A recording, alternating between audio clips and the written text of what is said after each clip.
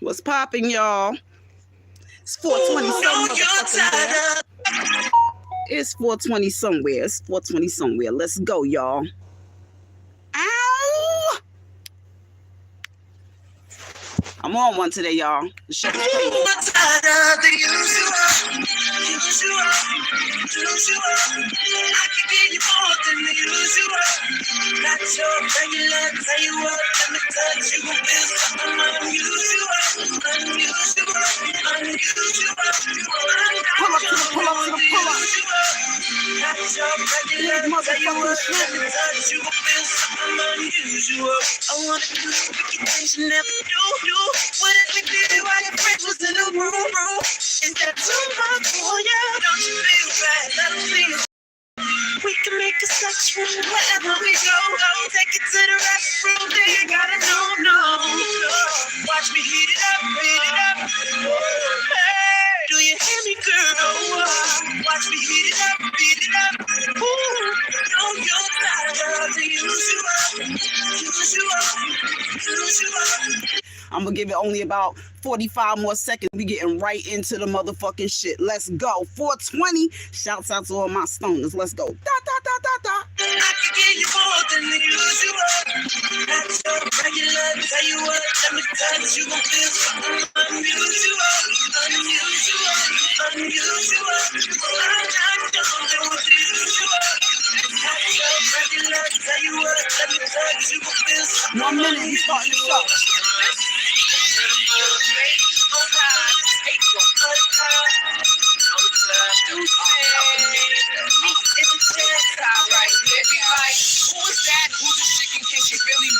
I tried a couple bars to show you that my head don't get twisted quiet. It's kept deadly secret. I had you shifted, call me Mrs. Jeepers Creepers. I go out. I'm so jealous of medic problem, child, I'm a major problem. Got quiet to your mommy for a tissue. Don't feel no kind of way intentions whenever over by force, time out for choice. I'm dating, demonstrating behind the voice, captivating, dominating beats. I'm so on point. Listen to track so gracefully. Check out down, like drop that.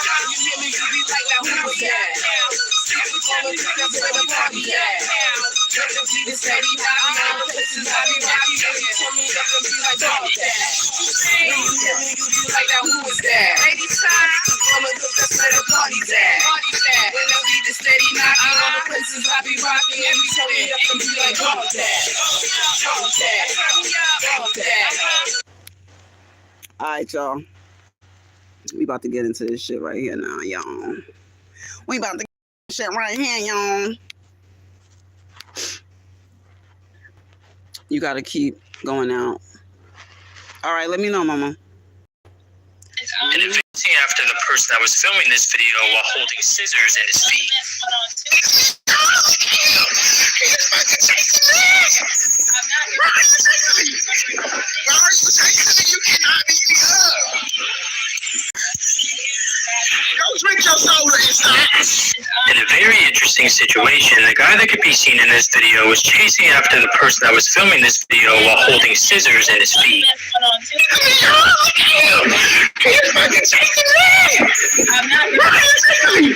Let me know, sister.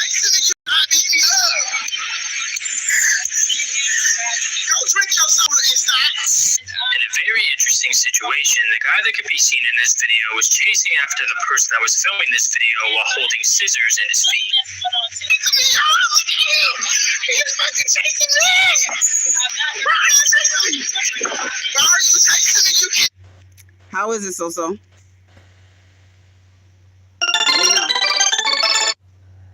Let me know. Alright. I'm gonna get into some shit real quick. But I got a lot of content for y'all today. I got some original content for y'all today. I was bound to talk to my doctor about Rebelsis. So walk with me. We locked and loaded, y'all. Are you down? You may pay as little as $10 per prescription. Thank you, Sosa, for letting me know. There was a rumor that my CA was hacked. That's not true. All right. For those that don't know about the Queen Op and Chelle situation, that don't know that there's a chick named Queen Op that was abusing this other chick on live named Chelle. Long story short, Chelle got saved. The police bust down the door, got her out the spot with Queen Op. Queen Op and her girlfriend Danny got arrested. Queen Op is very pregnant. I believe she just had her baby probably in the last couple of days or so. But nobody has heard from Chelle ever since she got, rescued by the police and stuff on live. And the door taken off the hinges and shit. So right now we got an update from Chelle. Like I said, this is the first time people is speaking, hearing her speak.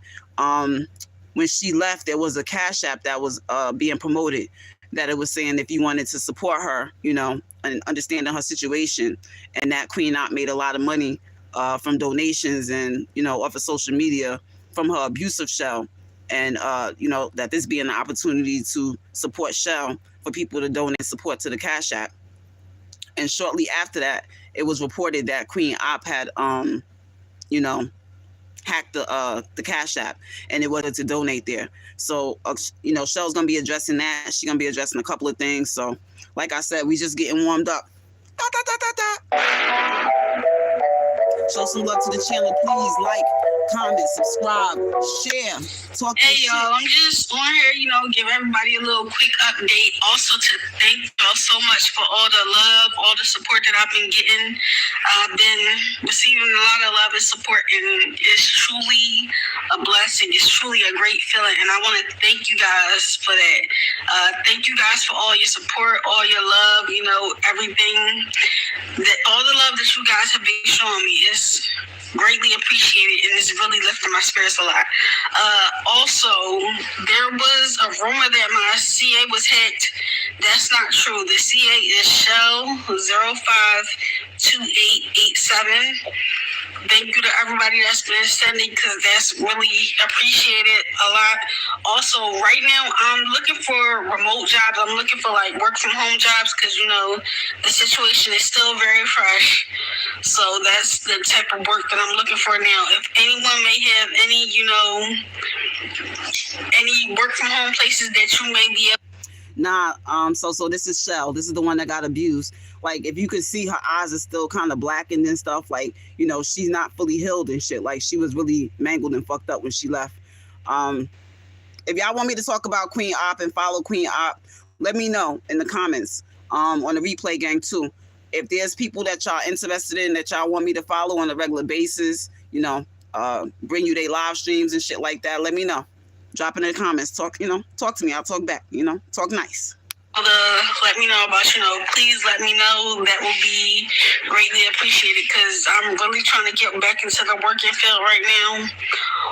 Also, it been brought to my attention that there is a cousin of mine who's being an opportunist and trying to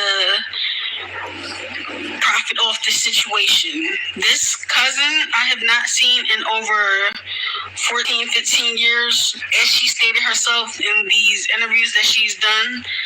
So, you guys, my family is being quiet about the situation, because we really don't want to speak on it. We really don't want to bring light to certain things. And pretty much, this really what it is. I have not talked to this girl in over 14, 15 years. And honestly, the people on the internet know more about me than she does. But I thank you guys for all the love, all the support.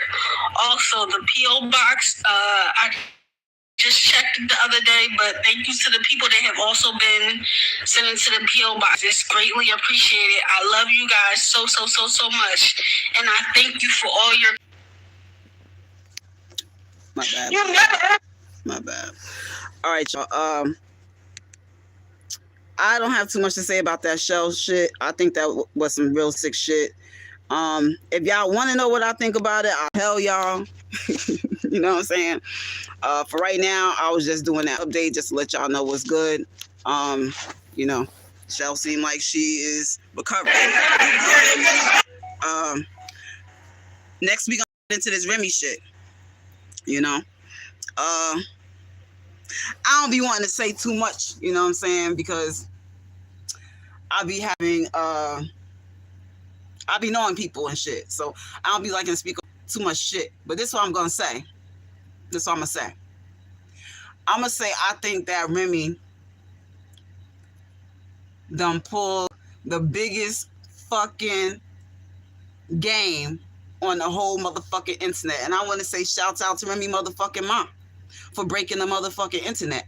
Beyonce had to go on the Renaissance tour to get this motherfucking kind of exposure and shit. Shouts out to motherfucking Chrome 23, Remy Ma's Battle League. If you did not know, the place where the person was exposing Remy was on her own platform. It was on her own battle. It was on her own battle league. So no, I don't believe that her and Papoose are splitting up and breaking up or none of that shit. I believe that this was the biggest and smartest way to get the most free exposure for her league and to have everybody talking about that shit. And I think it's genius. I don't think that Papoose is the kind of man that can be dragged like this in the media and not say nothing if he didn't have his feet kicked up and was getting a bag and watching his daughter's college money be paid for out of this whole shit. You know what I'm saying? So that's what I think. I think Remy's smart. And I also at the same time have to say, because I'm devil's advocate, like, you know, I'm gonna be coming from all angles here. I think it's really fucked up that you gotta like degrade yourself and have to be like, I ain't saying that she's degrading herself, but this is what I'm saying. I think that a woman shouldn't have to be degraded like that to be basically called a slur in order to get publicity for her battle league, to be put in the media as a mother, a grandmother, a wife who is sleeping with the help. Because the nigga who's standing there battling on her platform, her battle league, is indeed the help. No disrespect to Easy. I'm just talking how I talk. You know what I mean? It's 420 somewhere. You know what I'm saying? Pardon me in advance. My apologies in advance. But yeah, that's what I got to say about this. But without further ado, we gonna get into the shit that everybody been talking about. You know, everybody been getting striked for this shit. You know, you can't get monetized for this shit. This channel ain't monetized, so I'm gonna be bringing y'all everything that my heart's desire, anything that y'all heart's desire. So if you want to support the platform, it's gonna be, you know, a place that you can donate in the description. You know, for free. You can hit the like, comment, you know, share, repost it, you know, on your community, all that, you know. But let's go. This is motherfucking Geechee versus supposedly Remy's boyfriend, aka side nigga, aka the help, Easy, the block captain out of Philly.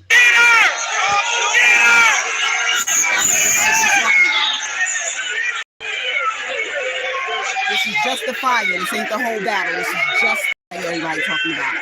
Drop some shoots in the chat. Hit the like, y'all. Replay done too.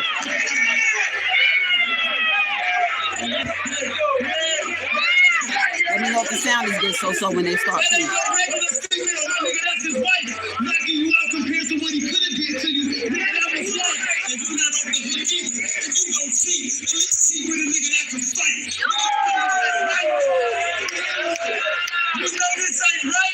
You know this ain't right. Come on, y'all know this ain't right.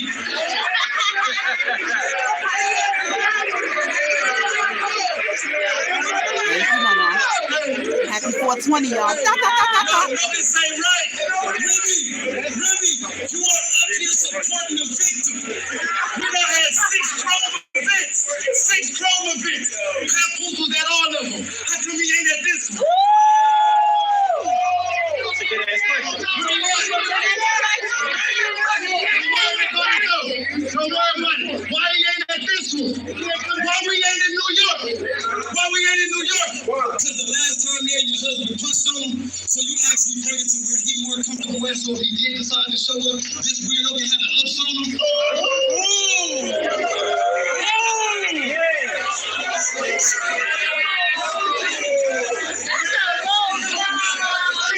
I hope she wouldn't do that. Hey, yo, got it. You ain't getting booked here again. Ain't getting booked here again. So if he do show up, he can have an ups on him. Maybe feel for real. I hope that I'm going to say your home, your town don't feel. How can you protect the nigga that Sony couldn't protect you? It's wild for real. This nigga's a chump. This nigga's a chump. You know he ain't got no hurt, fool. Fucking a nigga bitch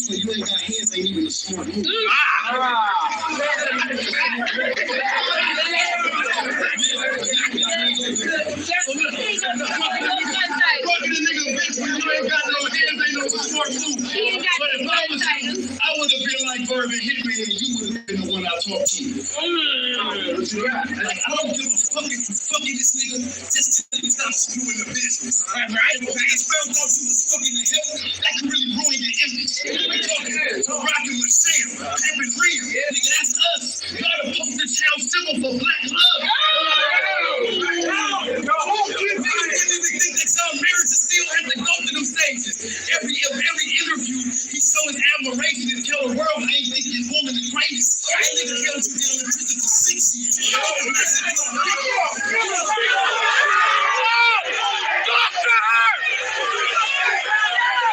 These niggas mad emotional and they're yelling like that's they wife. Talk to her! Talk to her!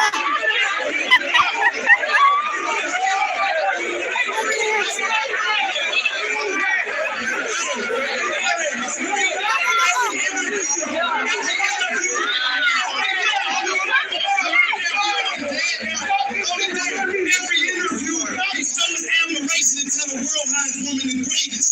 Nigga, he held you down in prison for 6 years. I know it was nice, he cried big tears. He still got you all big in the cops in the front row giving you big tears. Now y'all got a beautiful baby girl who oh so amazing. To be damned if he lose you to this photo with braces.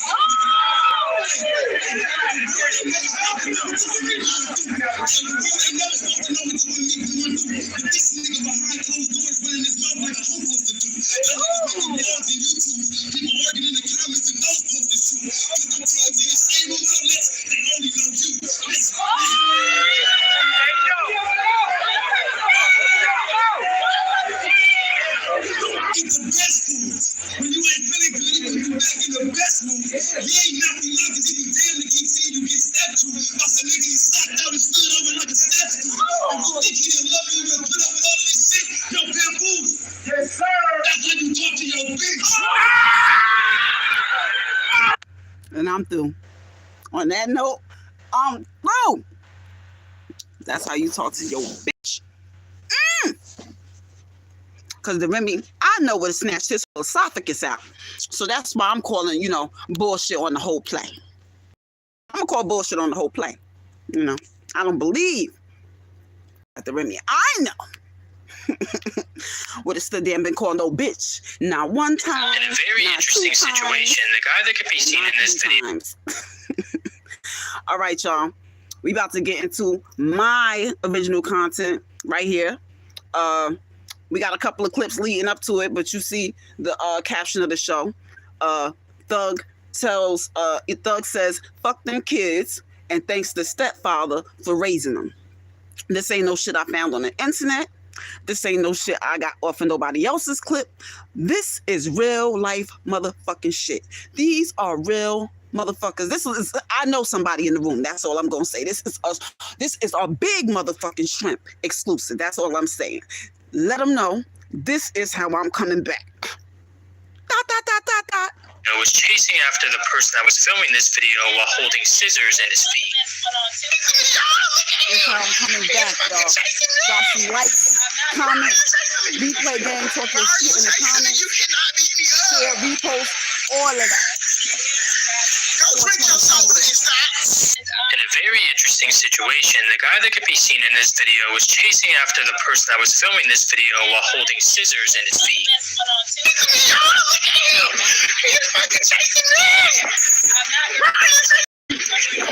I guess somebody got to think he said that, so, In a very interesting situation, the guy that could be seen in this video was chasing after the person that was filming this video while holding scissors in his feet. That y'all gonna see. The whole show is lit. I'm just happy to be here. I'm stoned. Let's go. 420 somewhere. In a very interesting situation, the guy that could be seen in this video was chasing after the person that was filming this video while holding scissors in his feet.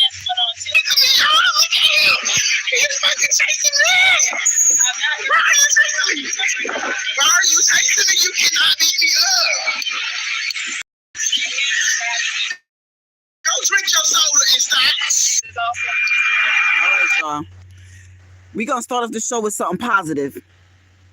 You can't hear me now? You still can't hear me? We're gonna start off the show with something positive right here because this is gonna be the only positive point in the show. So as we go deeper into the depths of hell for our own entertainment and viewing pleasure. I want y'all to remember this shit right now. I showed y'all something good at the start of the motherfucking show.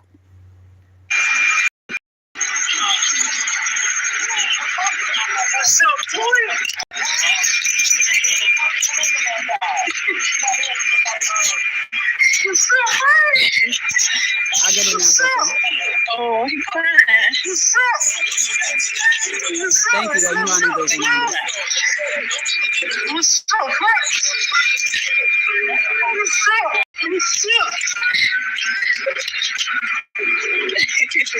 What's up, man?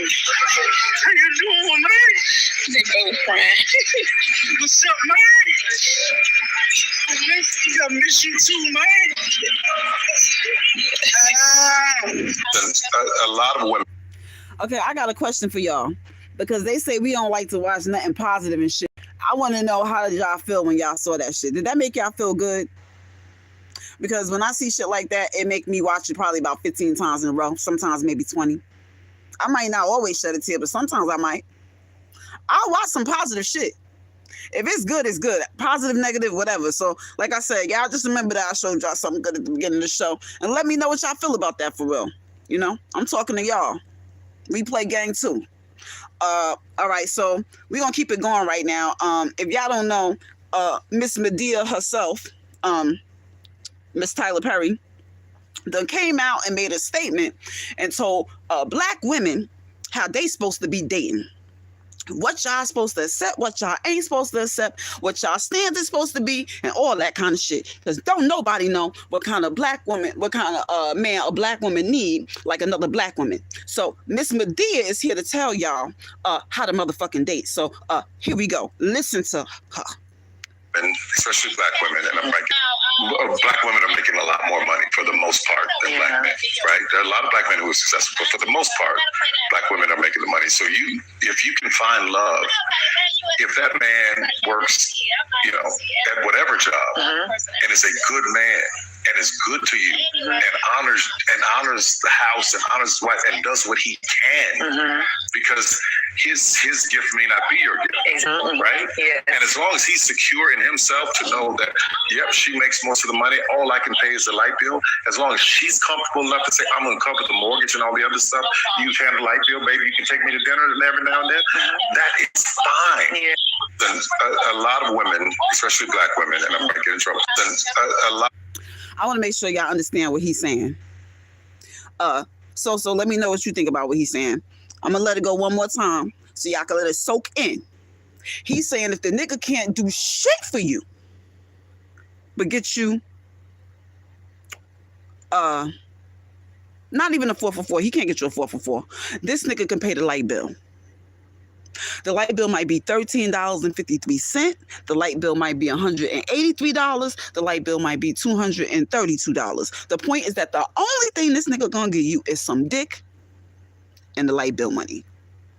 And Miss Medea said, that's fine. It's all right. A lot of women, especially black women, and I might get in trouble for saying this, but I will. In our society right now, black women are making a lot more money for the most part than black men, right? There are a lot of black men who are successful, but for the most part, black women are making the money. So if you can find love, if that man works, you know, at whatever job, and is a good man, and is good to you, and honors the house, and honors his wife, and does what he can, because his gift may not be your gift, right? Yeah. And as long as he's secure in himself to know that, yep, she makes most of the money, all I can pay is the light bill. As long as she's comfortable enough to say, I'm going to cover the mortgage and all the other stuff, you pay the light bill, baby, you can take me to dinner now and then, that is fine. Yeah. A lot of women, especially black women, and I might get in trouble, can crashed into black guy. I want y'all think about that in the comments. I ain't even gonna stay too long on that dumbass shit. Some things don't even basically in my commentary, y'all know what I thought about that.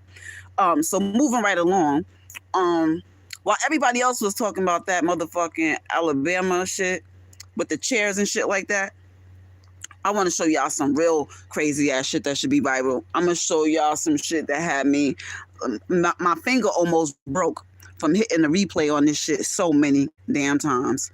All I'm gonna say is that this is a road rage incident with racial undertones that went wrong. A black guy is driving the white car, as you can see, parked to the side. The guy in the middle of the street with the button up is a white guy. I'm not gonna say no more. I'm gonna let it play, and you can drop your comments and we could discuss. And then hopped out once and all that smoke. Here we go. Catch him with it. Catch him with it. Fuck him up. Ooh, the girl got the beat that answer.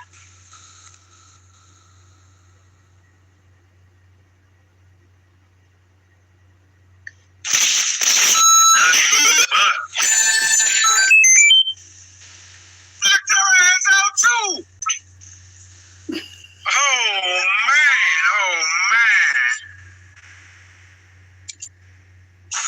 What's your thoughts, y'all?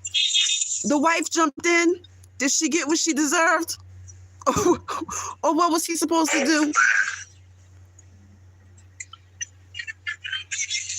Oh, he leaking. I got people in front of me, man. I mean, the wife jumped in, so that's what I'm asking about, the wife too. You could address the whole thing.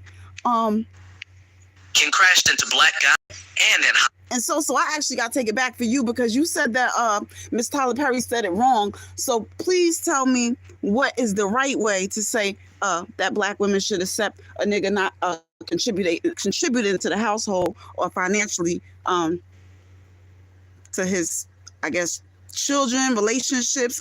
It wasn't specific. It just said all this nigga could do is come with dick and a light bill. So you got to clarify, you know, this open platform. You just, you know, you got to say what you mean what you say, you know. This right here, one more time for the one time. Because he knocked the Sonic coins out of both of their asses. hopped out once. Here we go. Catch him with it. Fuck him up. Ooh, the girl got the beat that answer. Here she go. Mind your business, Mom. Mind your business, Mom.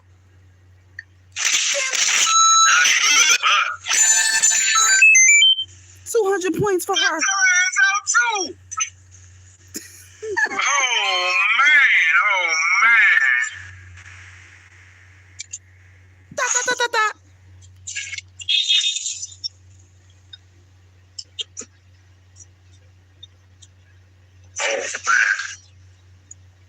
He's still dazed and confused 2 days later. Oh, he leaking. I got people in front of me, man. That nigga went and got the whole basement out the car. He didn't get a stick. He got the whole basement. You look handsome, son. Oh, shit. Okay, yeah, so I had to take it back because we about to get into my exclusive right here. My original content, motherfucker. My original content from the original motherfucking shrimp. Okay, I understood what you said, so about, you know, he was saying that love rules everything. All I'm saying is that it's hard to know if you're gonna like a homeless man. You know, it's hard to, you know, when you first meet somebody and he's standing by the trash can and all he got is $83 for the light bill. It's hard to know if you're gonna like that nigga because you can't date or do nothing. This nigga can't even take you out of nothing. So I'm just trying to understand how you gonna get close to loving the bum to realize that you could accept him for just the love. I mean, I'm just, you know, coming from a shrimp peen side of things, you know. All right, so I'm going to take it back to this good place that we was at. I want y'all to remember, fathers do care. There's fathers out here who care and shit like that. Before we go straight to hell in a second, let's go back to that positive place that we started out at the beginning of the show at. Let's go. What's up, boy?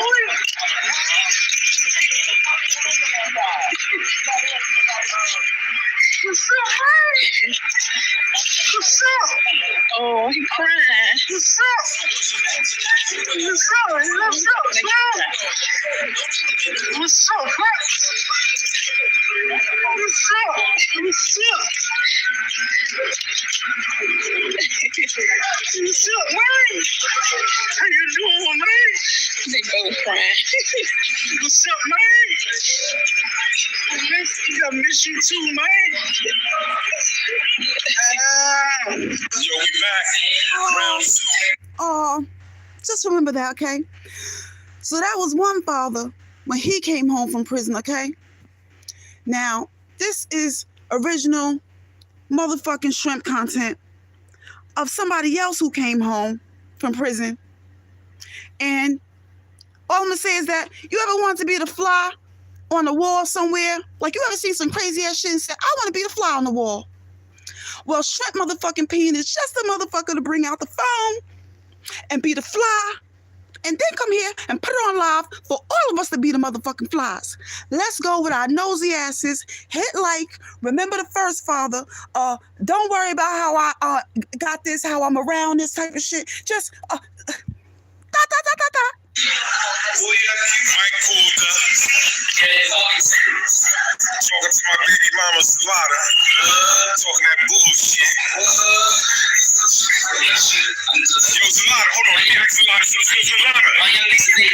Okay, let me give y'all a little bit of the backstory. I ain't gonna go deep. This is just a different nigga who came home from prison, and he's addressing his situation with his kids, and he wants to call his baby mamas, and he wants to, have some conversations about his perspectives on his fatherhood and things like that. When I need to come in and translate or let y'all know something, I will. But for right now, y'all just the fly, roll up, make sure your drink is nice and cold. Bitches, if you ever want to know how a nigga really feel, thank me later, goddammit. Thank me later. Let's go. Da da da da da. When we was together, I ever hit you or beat you up? No, but I heard you did it to other people. Have I ever beat you up or hit you when we was in a relationship? She just said no. What she just say? No. What she just say? I'm telling you, man. She can't tell you nothing like that. We get our whole shit. We cut it. No, it didn't happen. So excited, bro. Yeah. Trying to get this shit solidified. As a matter of fact, what time I divide this shit? Yeah. I'm about to invite everybody on this motherfucker, man. I'm with you, man. You my bro. Straight up there. You niggas full of some shit, nigga. Hold on, I want to get to the bottom of the system for it up. Since you let them bring up their ass, I want to know the real shit, nigga. Yeah, I told you, I don't do that. I don't do none of that. He's saying he don't put his hands on bitches. Maybe he put his hands on some of the bitches, but he ain't put his hands on all of the bitches. I got Patrice on the end. So now he's calling for backup. You're about to see it's gonna play out. This is just the beginning. Let it cook. Let it cook. That's my nigga right there. She laughing right now. Excuse me, this is my voice, nigga.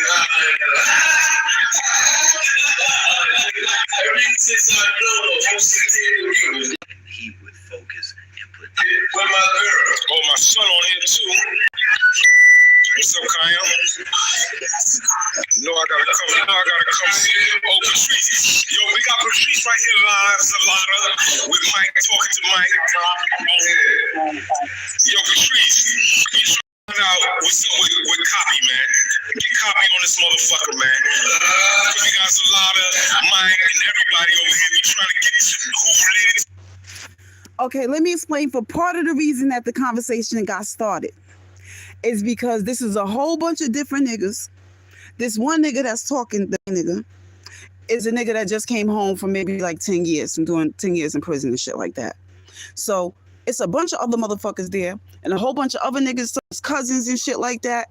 But all these motherfuckers been fucking all the same bitches and all the same bitches' cousins, the same bitch. My whole point is that if you, I'm not going to even come to my state. I'm going to say if you in Idaho, and it's, people's in Idaho, and it's homies in Idaho, family in Idaho, y'all done fucked half of Idaho and shit like that.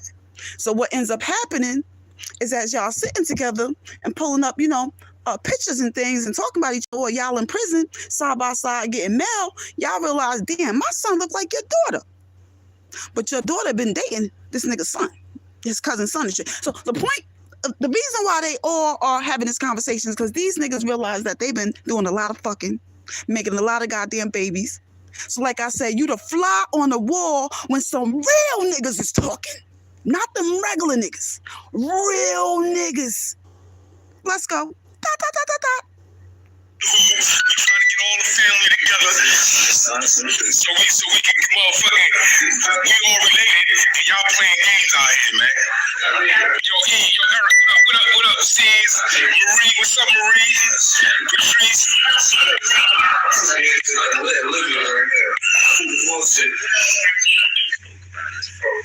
We are here, though.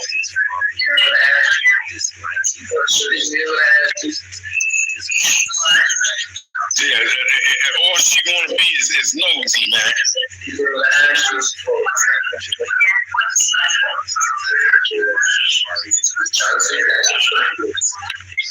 We on here, man.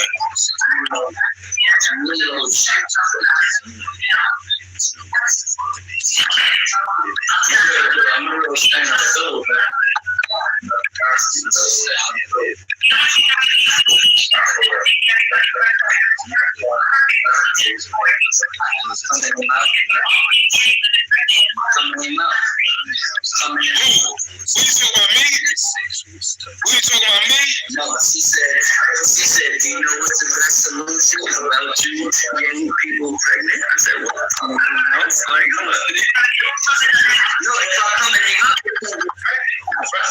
For the slow people in the back, on the phone is the guy who's holding the camera, the main nigga. That's his baby mother on the phone.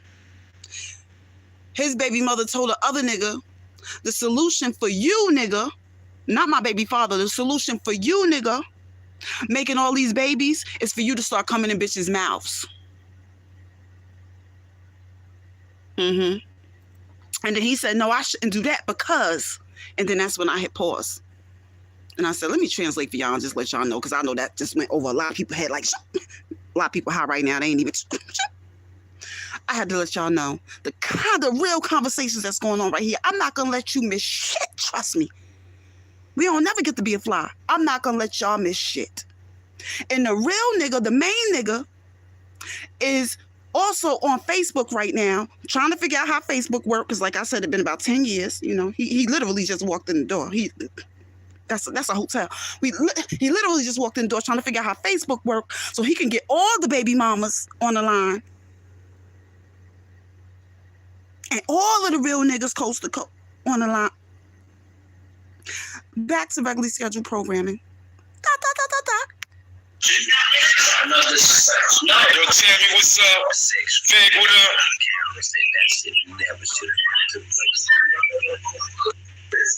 Yo, why you there's a lot of stuff? We just trying to figure out.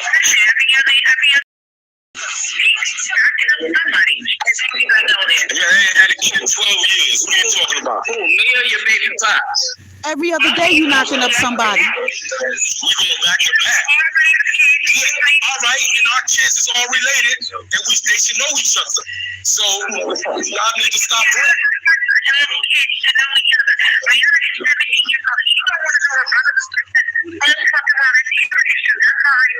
Listen, that's her loss then if she don't want to meet him, right? When he talk about she and it's her loss, he talking about his daughter, y'all. One of them. If she don't want to meet her brother, that's her fucking loss. He talking about his daughter and his cousin. But they've been fucking the same people.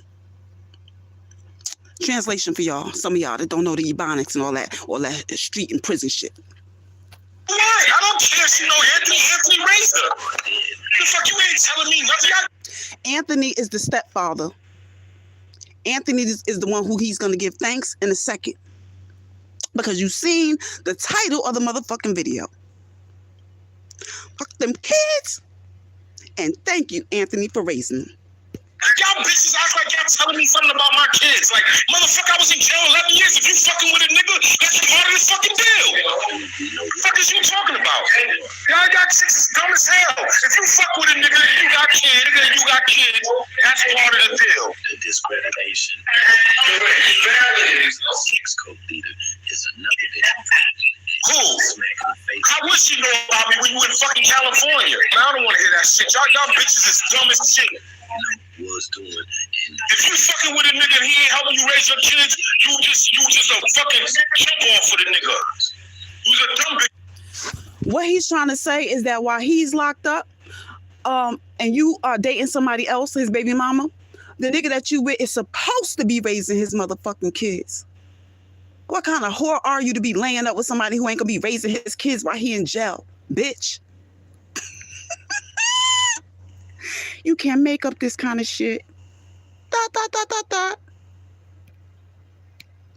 you with a nigga, he ain't helping you take care of your kids. Yeah, that seemed to be greater than anything that is from. Listen, I don't give a fuck about none of that shit. Them kids know me, and when I go make my way to go see them, if they don't want to see me, fuck it. I don't give a fuck. Fuck them kids. I've been locked up 22 years. I just came home. If they don't want to see, fuck them kids.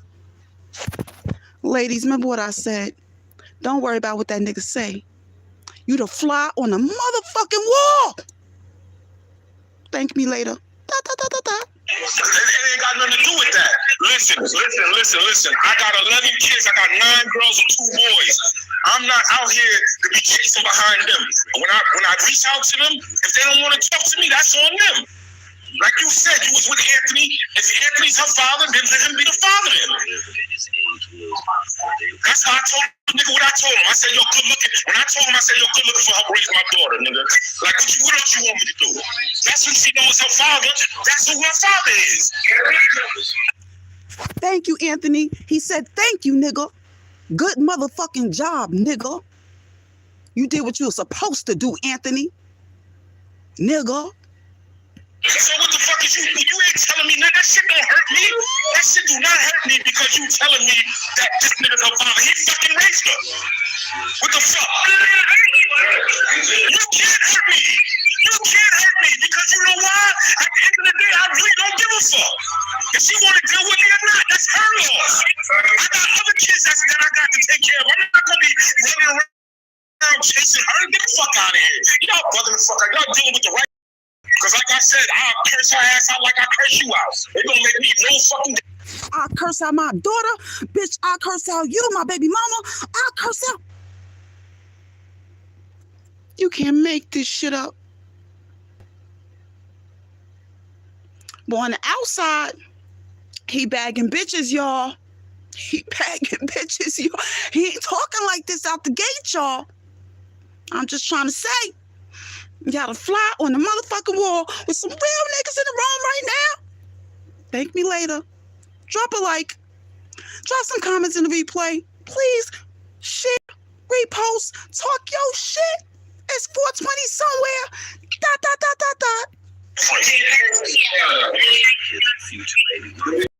That's just how it is. When I try to reach out to her, I reach out to her since I've been home. She don't want to text me back. I don't care, yo. At the end of the day.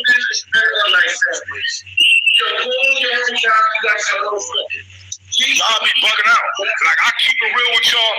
When a nigga, all the children's mother, when they deal with their father, what I do, like, Stephanie, this nigga small. I came out, I told a nigga, I said, yo, good looking for help to raise my daughter. He's there 244 now. But I'm telling the nigga, I'm like, yo, he thinking I'm coming to beat because this stupid bitch telling the nigga, oh, when he come home, he gonna be on some bullshit.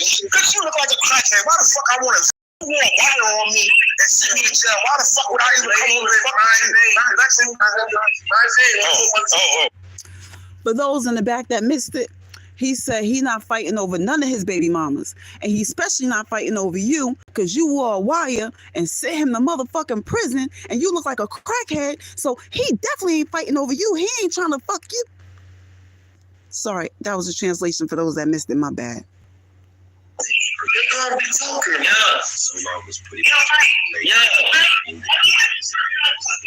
Hold on. Yo, this shit is crazy, man. These bros, these bros be acting like they know the rules of the game. Like, you fucking with a nigga. Nobody. They fucking with a nigga, and they got kids, and they expect you let the nigga living with you, but he's not helping you raise the kids. What kind of shit is that? Any chick I deal with, and they got kids, that's part of the deal. If you have your kids part of the package deal, when you dealing with a nigga, then you just jump off then. Oh, fuck that. Laugh at that like how you did in the beginning. Now you be coming like a fucking female. Now you crazy. I don't even deal with this. So how you get into that, I'm telling you, be quiet. Get over yourself, bro. No, this shit just got me mad as shit, talking that old stupid ass shit. Like a female. Translation, y'all. The homeboy said to the nigga, be yourself, nigga. Don't soften up. Laugh at that bitch how you was laughing at the beginning. Don't get soft, nigga. Be yourself, nigga. Behind closed doors, this is what be going on, y'all. Nigga, you act like a female, like a stone, man. And you see this that shit, you sound like a normal female and shit. But she knows. Stop acting like a female. Because for the simple fact, me and her talk.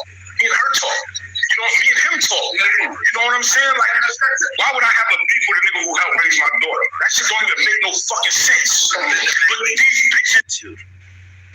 So who knows behind the scene stuff that he said, or even stuff that she hasn't mentioned. Listen, y'all, I don't know when I'm gonna get another exclusive like this. You know what I'm saying? This is that raw, in the trenches with the camouflage on type shit. Oh, when Ray come home, he gonna be acting up. Bitch, I wasn't fucking with you like that before I went to jail. Blackmail. Well, I look like fighting just because of stuff. He said he been wasn't fucking with you. He ain't just stopped fucking with you. He wasn't fucking with you before he went to jail. 15 years ago. 12 years ago. 6 years ago. That shit wasn't something that connected those two. So all I need to know is what the fuck y'all really think about this shit. Y'all know how it is over here. It's nothing off limit. It's no filter. We not politically correct over here. We just having a good time. This is a no fee zone. I need to know what y'all think about what y'all see. Replay game too. So that's what they do. He said that. This is going on. The way it's going on. Fuck all that. How you feel about this? Or what you see about this? How this is going to get. No, and you need one of my statements. Yeah, how many statements I got? Let me get you right, dude. Yeah, so what? Listen, you got two left. You got one for me then. Yeah, you gotta get some work out. I was with you when you bought your cigarette.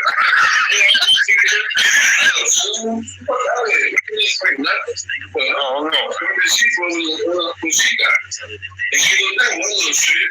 Yeah, I see.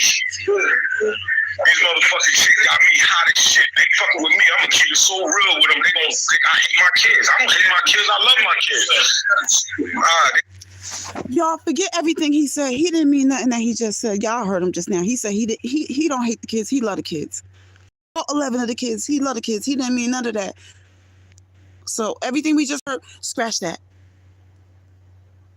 You gonna talk to me any kind of fucking way like this? You can't make me feel bad about some shit. You can't make me feel bad about some shit that I can't do. I'll never feel bad about some shit, especially when you fucking with a nigga and that nigga with you, he's supposed to help you the fuck out. So basically, if he's not helping you out, he's in the crib for free. He's not paying your rent. He's not paying no bills. He's just here fucking you. So you're fucking a nigga for nothing. And then he's not helping with your kid. Ain't no female out there can say I fuck with him and not help him with their kid. And they not mine. Even if she did. I'm raising one. I got one now. So you crazy as shit. He's a good man, Savannah. A good man, Savannah. That ain't what it is. That's what she said. do what? Motherfucker, the baby. Who didn't know it was baby? Nigga, we was living together. This is what you don't understand, nigga. We was living in Brooklyn in Crown Heights, nigga. Yes, you know, nigga, I got pictures. What are you talking about? Nigga, I showed you how to pull up mad pictures, nigga. She didn't tell her daughter. She told me she didn't tell her daughter about me till 4 years ago. I sent my daughter pictures like, yo, listen, I was with you when you was born. He said the baby mom didn't tell his daughter about him until 4 years ago. He said, but he has hundreds of pictures when the baby was born and he was there and this and that. And so he showed the daughter that he was there from when she was first born, but she don't know him as the father until 4 years ago when her mom told her about him while he was in prison. Like, here's some pictures. I sent her like 50 pictures. You with another nigga, you know what I'm saying? You trying to impress the other nigga. Oh, you gonna be with me, you gonna raise my kids. Alright. No, because these bitches fall in love too quick. They fall in love too quick. They fall in love with any nigga that give them some good dick. And then they think, oh, this is your baby father. Alright, now when this nigga leave you, now you got the baby confused. Because how you telling her that you got mad pictures, you got mad pictures. Yo, shit.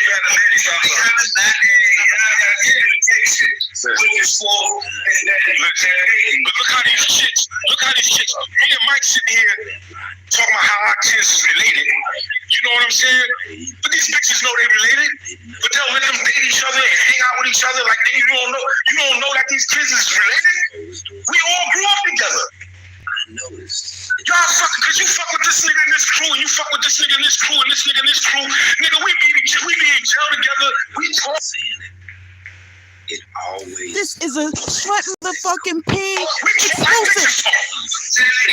We know who's creeping, but we just don't go out there and say it because we ain't growing you up. Just because we ain't growing you up don't mean we don't know. Come on. Yeah, we don't know. We in jail together. All we do is talk about, oh, you was fucking with it in? Oh, that's your baby? Oh, word, she didn't say that. She said this nigga baby. I've been telling y'all these niggas ain't nothing but some bitches too.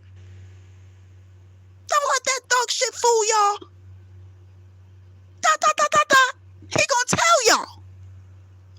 You get to be the fly on the wall. He is a killer gorilla for real. And he finna tell you how these dudes do. That baby look just like this nigga. Look at this nigga. That baby look just like this nigga. Come on, ain't no fucking way in hell you gonna turn around and say, oh, that's not his. Get the fuck out of here. We can look at the baby a mile away. That is fact, so. Ding, ding, ding, ding, ding. I put a flag on the plate for everybody. Everybody but the kids get a flag. God damn it. Some nasty y'all some nasty some of the. No, it is. And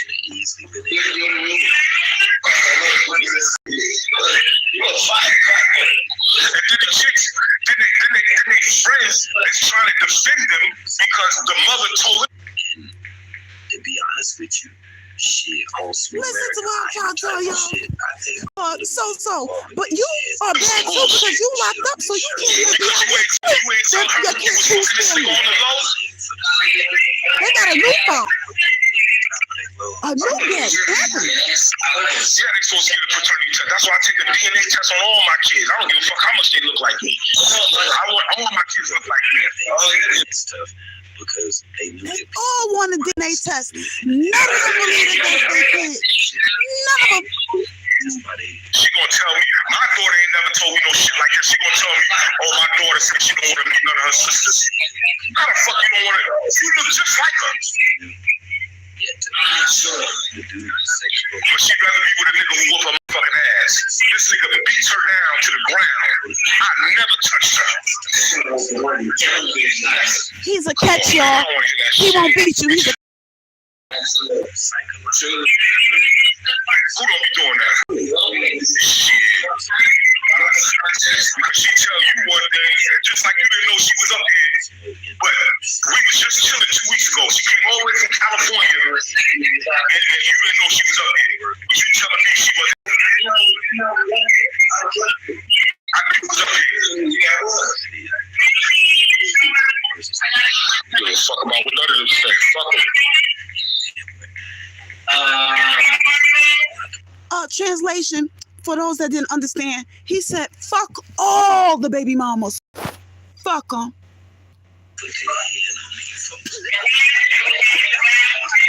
Okay, yes.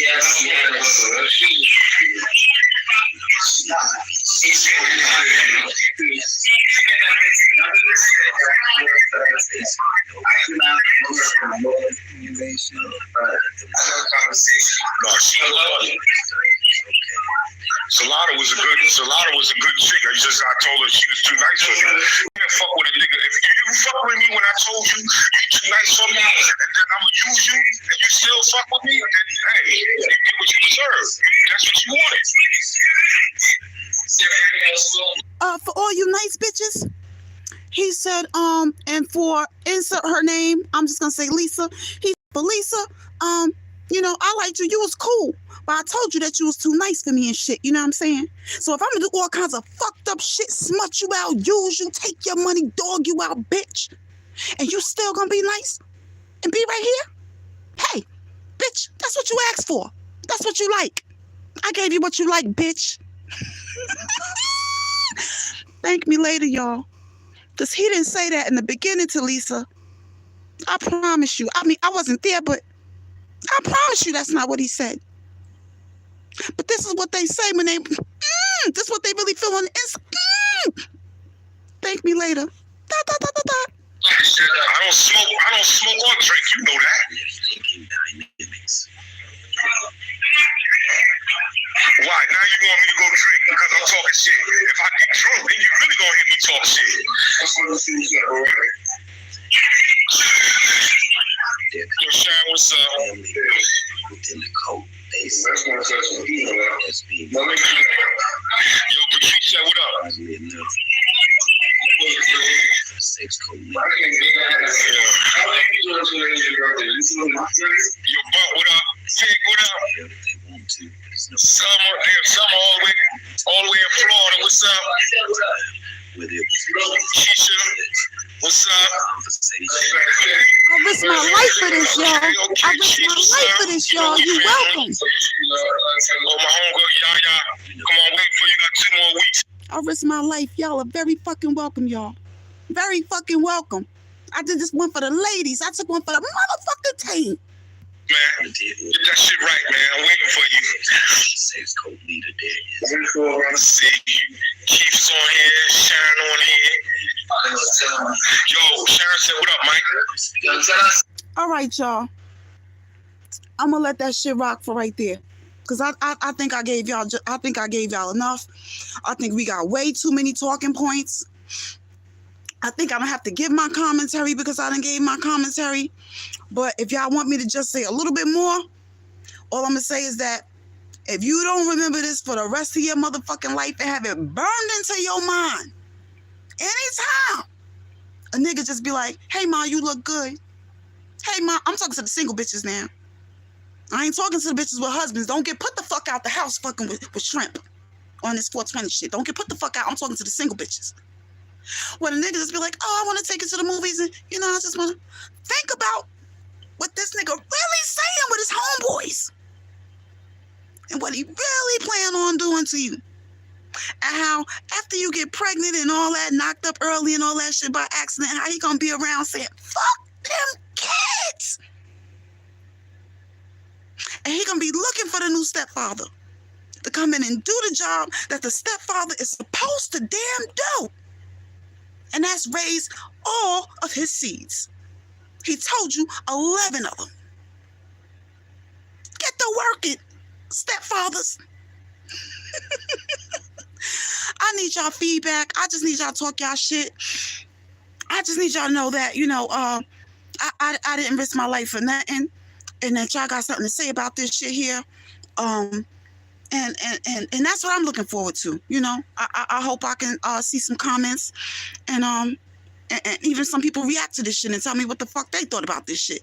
Cause this ain't Bigo. This is not Twitch.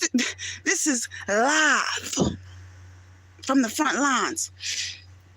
All right, so I feel like in the vein that we are, you know, talking about the baby fathers and shit, I'm trying to think, should we, I'm going to keep it in the same lane. I'm going to keep it in the same lane. I ain't got to ask. It's 4:20 somewhere. Let's go. Let's go. I'm going to keep the show going. We're going to stay in the same department. We're going to stay in the same department that we was already in, you know. Because the show do make sense. I want y'all to just know that. You know, I don't just slap shit together. You know, it do make sense, you know. So, damn it. Hold on. Fuck. Damn. All right, hold on.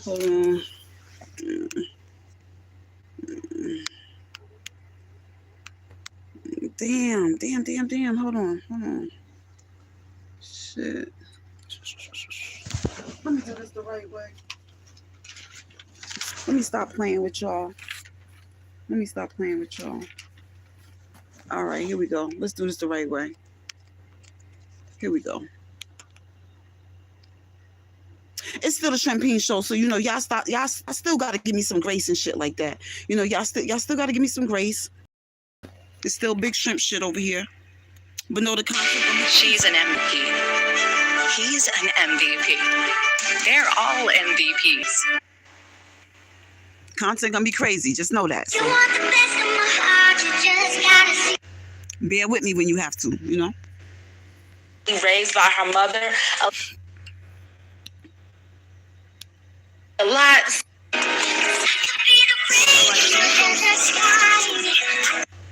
This is about to be self-explanatory.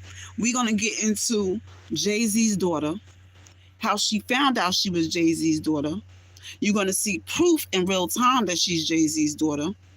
And you know, some of y'all heard about it, but y'all don't know how it played out in real time. Some of y'all didn't hear about it. And you know, some of y'all is just about to be amazed. Because this is some mind-blowing shit right here that you're about to see. So let's get to it. It's 4:20 somewhere. Big shrimp, hit like. YouTube video, and today is gonna be a lot, so just get your popcorn. Oh, Blue ain't the first daughter, child. Blue ain't the first daughter. And your wine, sit back and relax, because we're about to really spill this tea, okay? Now, if you haven't been following up on this story about this young lady by the name of Letitia Macer, who is saying that she is Jayz. Look at that nose on the left-hand side. On the left-hand side, upon the left-hand side, upon the left-hand side, upon the left-hand side. Look at that nose. Have your, listen, roll up, have your drink on some ice. You know, we're not playing. It's 4:20 somewhere. Jayz's first daughter, she's 28 years old. Basically, go look at the other two videos that I've made. I'll put them in the description box below. So go click on those and watch those first, and then come back to this one. Now, all of Letitia's life, she has been predominantly raised by her mother, Alicia Macer, but she goes by Lisa. And unfortunately, Lisa does suffer from the illness called... That's her mother right there. Her mother's handicapped, as you can see. Lisa didn't look like that when Jay-Z was manhandling her, though. No disrespect to you, Lisa. I'm just saying you was a bad. You was doing some things. They said that thing is like an arm and some change and that. You let me shut the fuck up talking about Beyonce husband on Beyonce internet. Let me shut the fuck up talking about this. That's her mom, present day, but that's not her mom, of course, when Jay-Z impregnated her. Let's go. Multiple sclerosis, aka MS, which Letitia actually has a organization and foundation specifically for MS that she's created in honor of her mother to raise money for people to be aware of the illness, as well as to hopefully find a cure, because as of right now there is no cure, as well as whatever money could help her mother with medical bills. If you guys are interested in donating and supporting the foundation and organization that Letitia has, then go to the Instagram Instagram page that she set up called Jayz First Daughter. The link to be able to donate to the organization is in the bio. Now, even though Jayz has allegedly been an absent father to Letitia her entire life, even despite the fact that he allegedly knew. That's Jay-Z's best friend, DeHaven, the one that he fell out with. For those that know the story of Jay-Z, the one that heard Jay-Z rap about DeHaven for his whole career, how much he loved DeHaven and stuff like that. That picture was DeHaven, Jay-Z's best friend. That was Jay-Z's daughter when she was a little baby, and that was Jay-Z back in the day. About her entire life, she has not went without a father. She has been blessed and fortunate enough for a man to step up to the plate and fill those shoes in that position, in that role as a father figure by a man named Robert, aka Bobby. Now, I do want to make this Thank you, Robert, for being a stepfather and doing what the fuck you were supposed to do. I'm just playing. Listen, you had to be here. If you wasn't here at the last story, I know I sound so fucking ignorant right now, but it's 4:20 somewhere. Leave your feet at home. Perfectly clear. Yes, she did have a stepfather to, thankfully fill that role of a positive father figure. However, it still does not excuse the biological father who is still alive walking this earth, claiming his other children with his current wife, to not have a relationship with his other children, period. And I also wanted to address something that was really disturbing to me earlier when I was looking at comments that people were making on my other videos regarding this subject. Some people were saying, well, she's 28 years old already, like he missed the majority of her life, so why try now? What? That sounds ignorant. I don't care if your child is 28 or 80, they are still always your child until either they die or you die, period. And then other people were saying, well, he's too high class or rich and famous to be worrying about this. Excuse me? Let's make this clear. You are never too rich, too famous, or too important to dismiss or avoid your responsibility or just a decent relationship with a seed or a person, a whole human being that you helped create. It doesn't matter if it was purposely or not.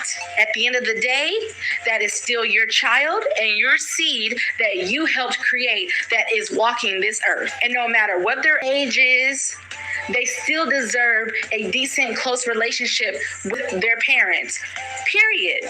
And Jay-Z himself should personally understand this better than anybody, since he had an absent father and had to deal with the pain and trauma of that. Check out this.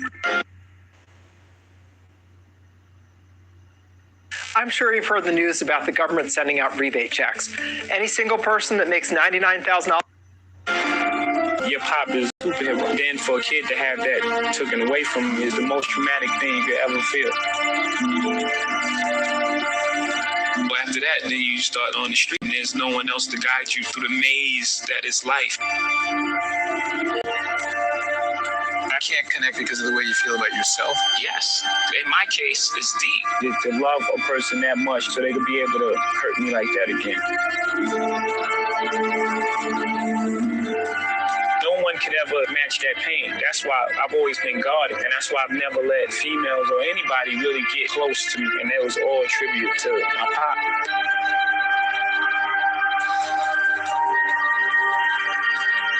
How's Jay-Z as a dad? Such a great father. I'm so lucky. And I would not be the woman I am if I did not go home to that man. Me and my daughter talked. I told her to get in the car the other day. Then I just hear a little voice, Dad. I turned around and said, I didn't like when you told me to get in the car the way you told me. It hurt my feelings. I was like, that's the most beautiful thing you've ever said to me. You have to acknowledge the pain. You have to work through it and really be honest. You have to be strong enough to go through that. Are you a better woman? Absolutely. Is he a better man? Absolutely. For us, we chose to fight for our love, for our family, to get. For those of us that's acting like this ain't that big of a deal and shit, we watching this is so gorgeous and everything with Blue and B and, the whole black love and royalty, and look at our idols and, goals and all that, But imagine to be that little girl, Imagine to be his first daughter, yo. And to know that that's your pops. And to know that your pops know that that's your daughter, his daughter, that you his daughter. And you watch all that's going on, yo. If that ain't some mental fucking anguish for your ass, if that ain't a reason to, I can't even imagine. But I want to know what y'all thinking. You know what I'm saying?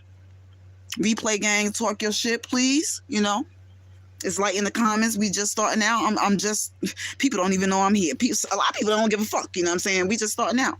You know, if there's one of us, one of y'all here with me, I'm good and we can talk. So every comment is appreciated. Every like is appreciated. Let me know what y'all feeling about this shit, yo. And, you know, if you haven't been here, you know, the past couple of days, I'm gonna let y'all know I cannot just play these people's shit straight through like this and shit like that. Like I could, you know, dig and get shit. I could even post original content like what I just shared and shit like that. But I have to stop and talk.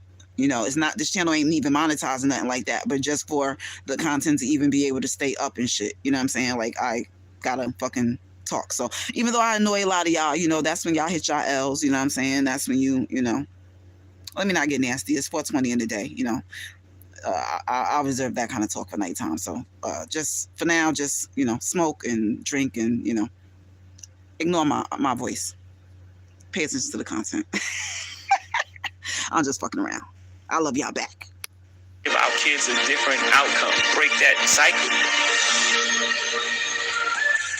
Okay, Mr. Jayz. Okay, Mr. Sean Carter. If we breaking cycles, let's break the entire cycle. Okay? Meaning, let's break. That's Jay on the couch. That's Jay on the couch with the little girl back in the day. And you can't miss that watermelon head nowhere. It looked like it's a little fiddle diddle, no hair in the middle going on in the top. I don't know what's going on with that top, but that's Jayz supposed to be back in the day. So maybe back in the day he was around 40. I mean, I'm high. Leave me alone, y'all. I'm just saying. People got stage aces and stuff. I'm just saying for those that don't know. People, he's not. Back in the day, he was probably about 40 when he hit 38. Father to your other children that you don't have with Beyonce, that you had way before her. Let's break that cycle too. I'm just saying. Anyway, y'all, now that we've got that clearing out of the way, let's get right into what y'all came to watch this video for, okay? And let me just say first that a lot of people are saying, well, why did she wait till she's 28 years old to reach out? First of all, her and her aunt have clarified over and over that they did try over and over when she was younger to reach out to get a DNA test done. However, Jay was avoiding it. And when you don't have money like that to spend on a lawyer and work and stuff like that, you kind of give up. So that's where that ancestry, I believe it's called.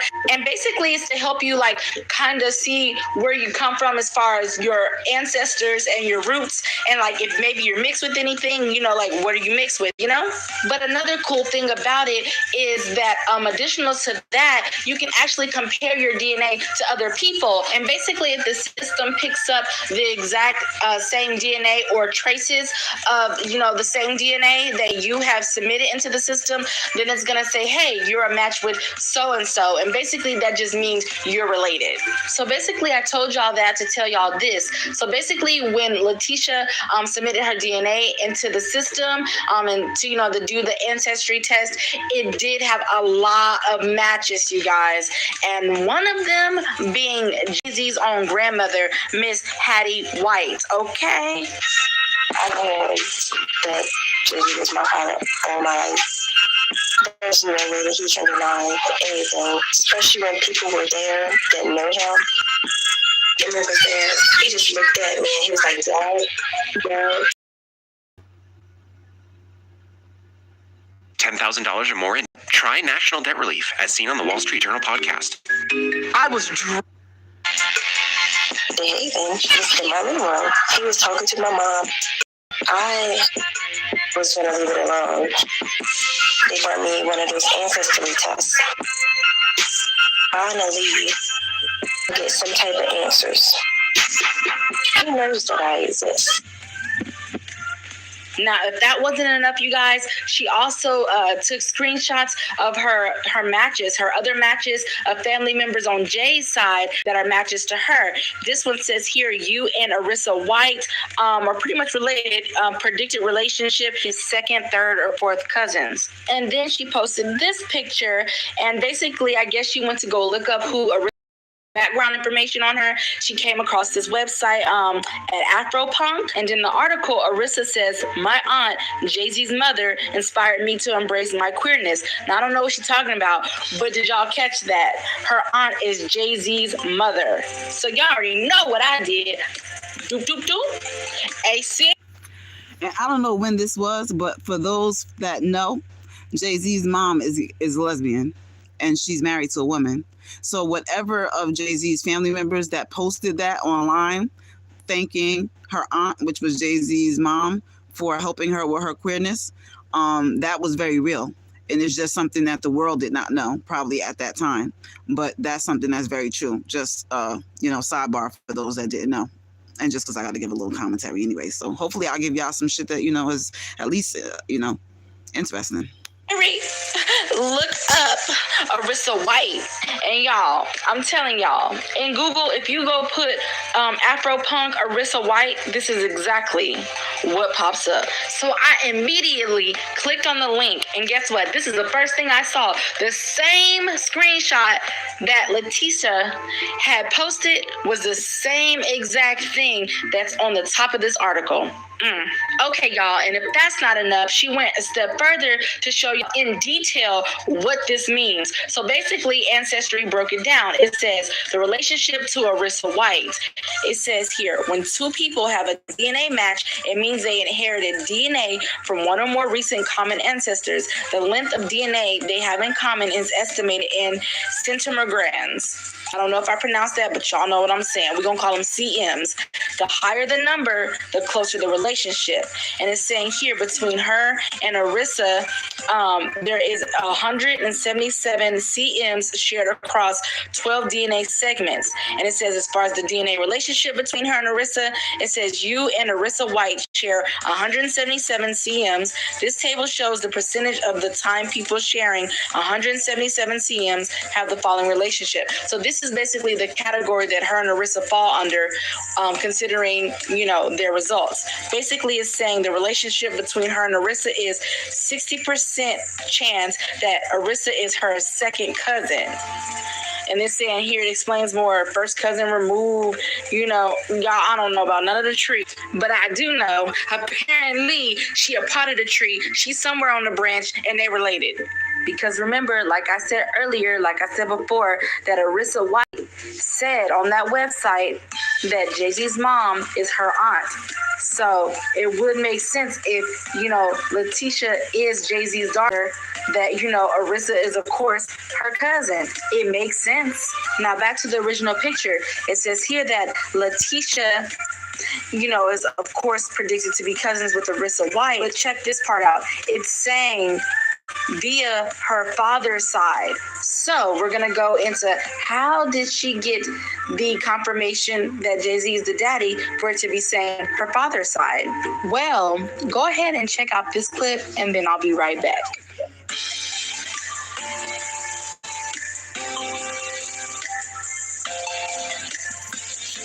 Now this is showing y'all how the connections is being made and stuff like that. It's showing you the names that they put in, and I never seen how Ancestry works or nothing like that, but it's showing you actually like what was done and who the people are. So this Arissa White person is Jay-Z's cousin.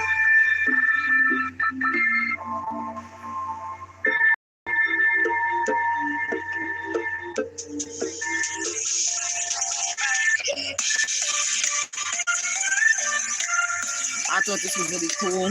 I think it's really invasive too, though. I think it's cool. I think it's invasive. I think the system could be manipulated. Just because I don't believe in states having the capacity to have all this control, like to have all these people's DNA and stuff like that. I don't even really know that much about this too much, but it's mind blowing to me. actually. And the fact that, B still hasn't come out and stood beside this lady and, accepted her with open arms and he haven't, shown the world forgiveness or Attention Medicaid, SNAP, WIC enrollees, and veterans. You can get this brand new OX. what kind of forgiveness or making up to be asked for or done. But publicly, I feel like that should happen. It should have happened a long time ago, probably. Okay, so I know y'all saw that, right? Apparently, Jay-Z has a account on Ancestry, and the initials of the name that he uses on the account, the initials is HK. So we don't know the actual name that he uses for the account because he uses a fake name, of course, to conceal his real identity. But his DNA that he, gives to the Ancestry company is very real. So regardless of the fake name, if he's matched with somebody, he's indeed related to them. And, basically, family members on Jay-Z's side said, well, he has a fake account, and it's under such and such. And basically when she, when she did her test, submitted her DNA, it came back 100% for a parent-child, okay? Okay, and I know that y'all saw all of those connections, those relatives and cousins in between, okay? And one of the cousins happens to be this lady here named Belinda Parker. Well, Letitia made it a point to screenshot a little bit of her conversation when she reached out to her cousin. And basically, this is what her cousin had to say. My family, meaning on, I guess, Letitia's father, which would be Jay-Z at this point, side of the family, saying all the cousins that were my age that I grew up with have died. My aunts and uncles are gone too. All the rest of my cousins were younger and I have lost contact with them. But despite whether she keeps in contact with that side of the family or not, fact is they're still related, okay?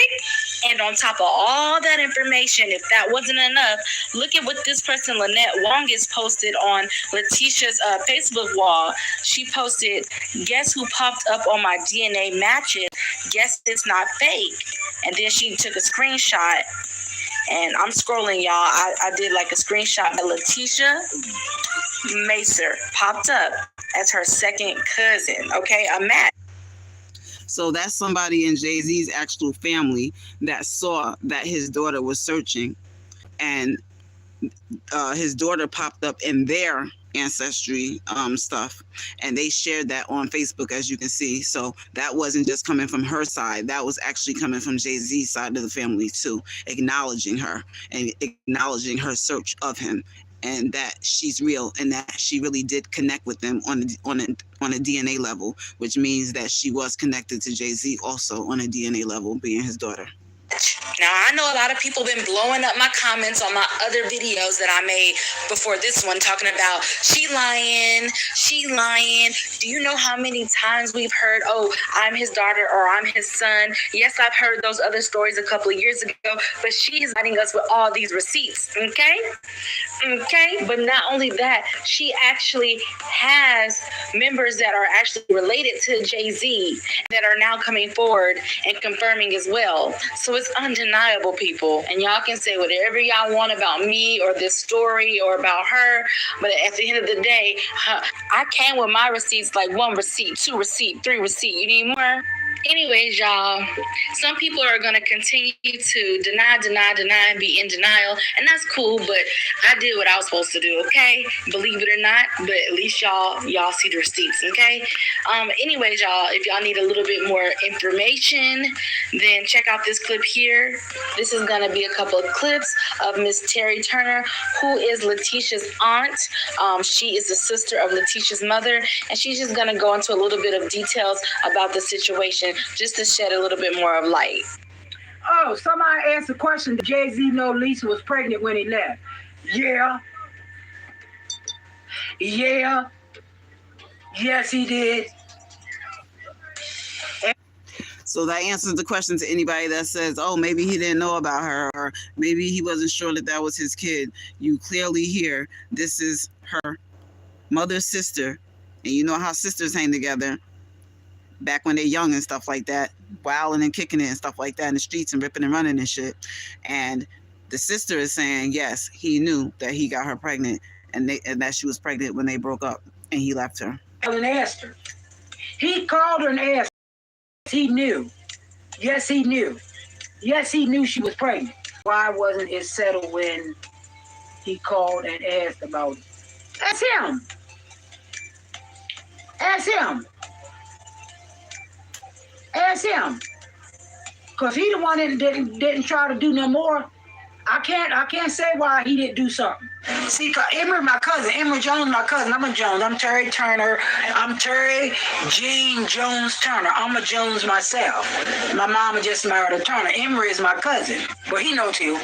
Shit, he know too.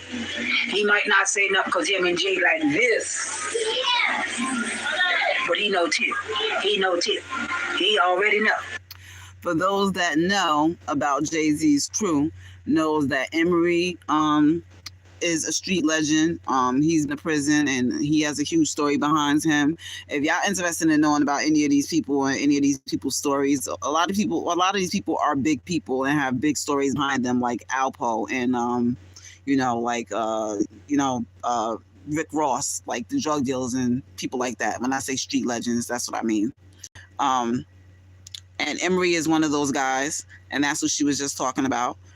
Tata is one of those guys, if you know, that's Jay-Z's right hand. And DeHaven was also Jay-Z's right hand. DeHaven was also the person who was really in the streets from the Jay-Z stories between him and Jay-Z. So just to give you a little bit of insight, I'm gonna let her wrap up what she's saying, and then we're gonna get going into the next part of the show, which is kind of crazy too. We're gonna have a little segue, a little Jay-Z segue into what we're going into, but it all ties into a bigger topic, and I'll explain in a second. Cuz could have let him know too. Go see your baby. You know that, and you know that girl, your cousin too, Emery. She your cousin, just like I'm your cousin. You knew you could told him. You could told him, and he ain't not got nothing but told him. He already know though. I know for a fact he know. He just chose not to step up to the plate, y'all. Jay been knowed about Tisha. This is not no new shit to Jay-Z. Jay been knowed about Tisha. DeHaven told him, and I'm quite sure Emery did too. Yeah, I knew.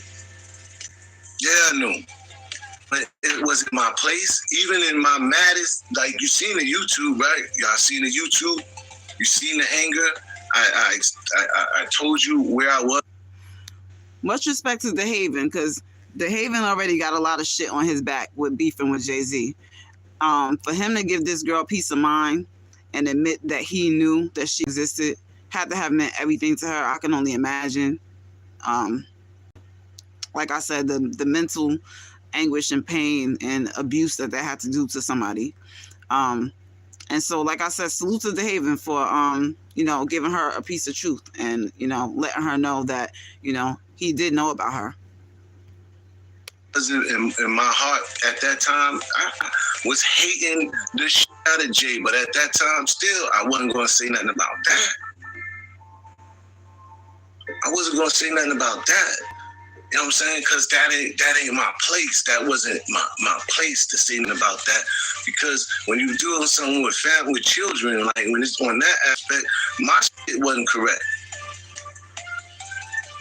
You know what I'm saying? I can't sit here and say something about, you got a kid, this, because we all deal with that situation. I had to deal with my situation.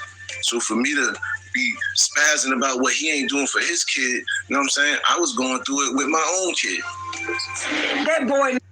And that's just a horrible and embarrassing thing, y'all. That's just a horrible and embarrassing thing for it to be like common knowledge and for motherfucking dudes to be sitting and admitting like I ain't there for my fucking kids, and that be like us in the story and shit, and it be cool or acceptable. Like that shit is disgusting, yo. That shit is ugly, yo. I don't care how many times I see that. I feel away anytime I see that. Like that shit is some ugly ass shit that we need to fix. Like, you know what I'm saying? It's an ugly truth about us, and before you can start to fix something, you gotta accept that it's a fucking problem. And people need to call out wrong shit when they see it. everything is not about hating on somebody and shit. Some things is like, look, your slip is showing, you know, do better, you know. No, he just chose not to step up to the plate. If he didn't know, him and Cuz is like this. Cuz told him. Hey, David knew, Chill. David on your David can say something. David knew about Tisha. And from my understanding, way back in the day when Tisha was little, David supposedly had took her to meet them. Because he said he did. David said he did. David knew, all us knew, we talked. I mean, when we was around one another in the crib and shit, David said that they knew about that child in Philly or wherever that boy from. See, he said that they knew, and David was the one that was corresponding with us the whole time when Lisa was trying for Jay to know. So people don't know what they're talking about when they're saying that she didn't let him know or trying to let him know, or he didn't know. He did know. Yes, he did know. Because actually it's pissing me off because knew and they chose not to do it. You up there taking care of those other ones. You taking care of your other kids. You taking care of your other kids, but you supposed to take care of your kids, but you knew about this girl before these kids.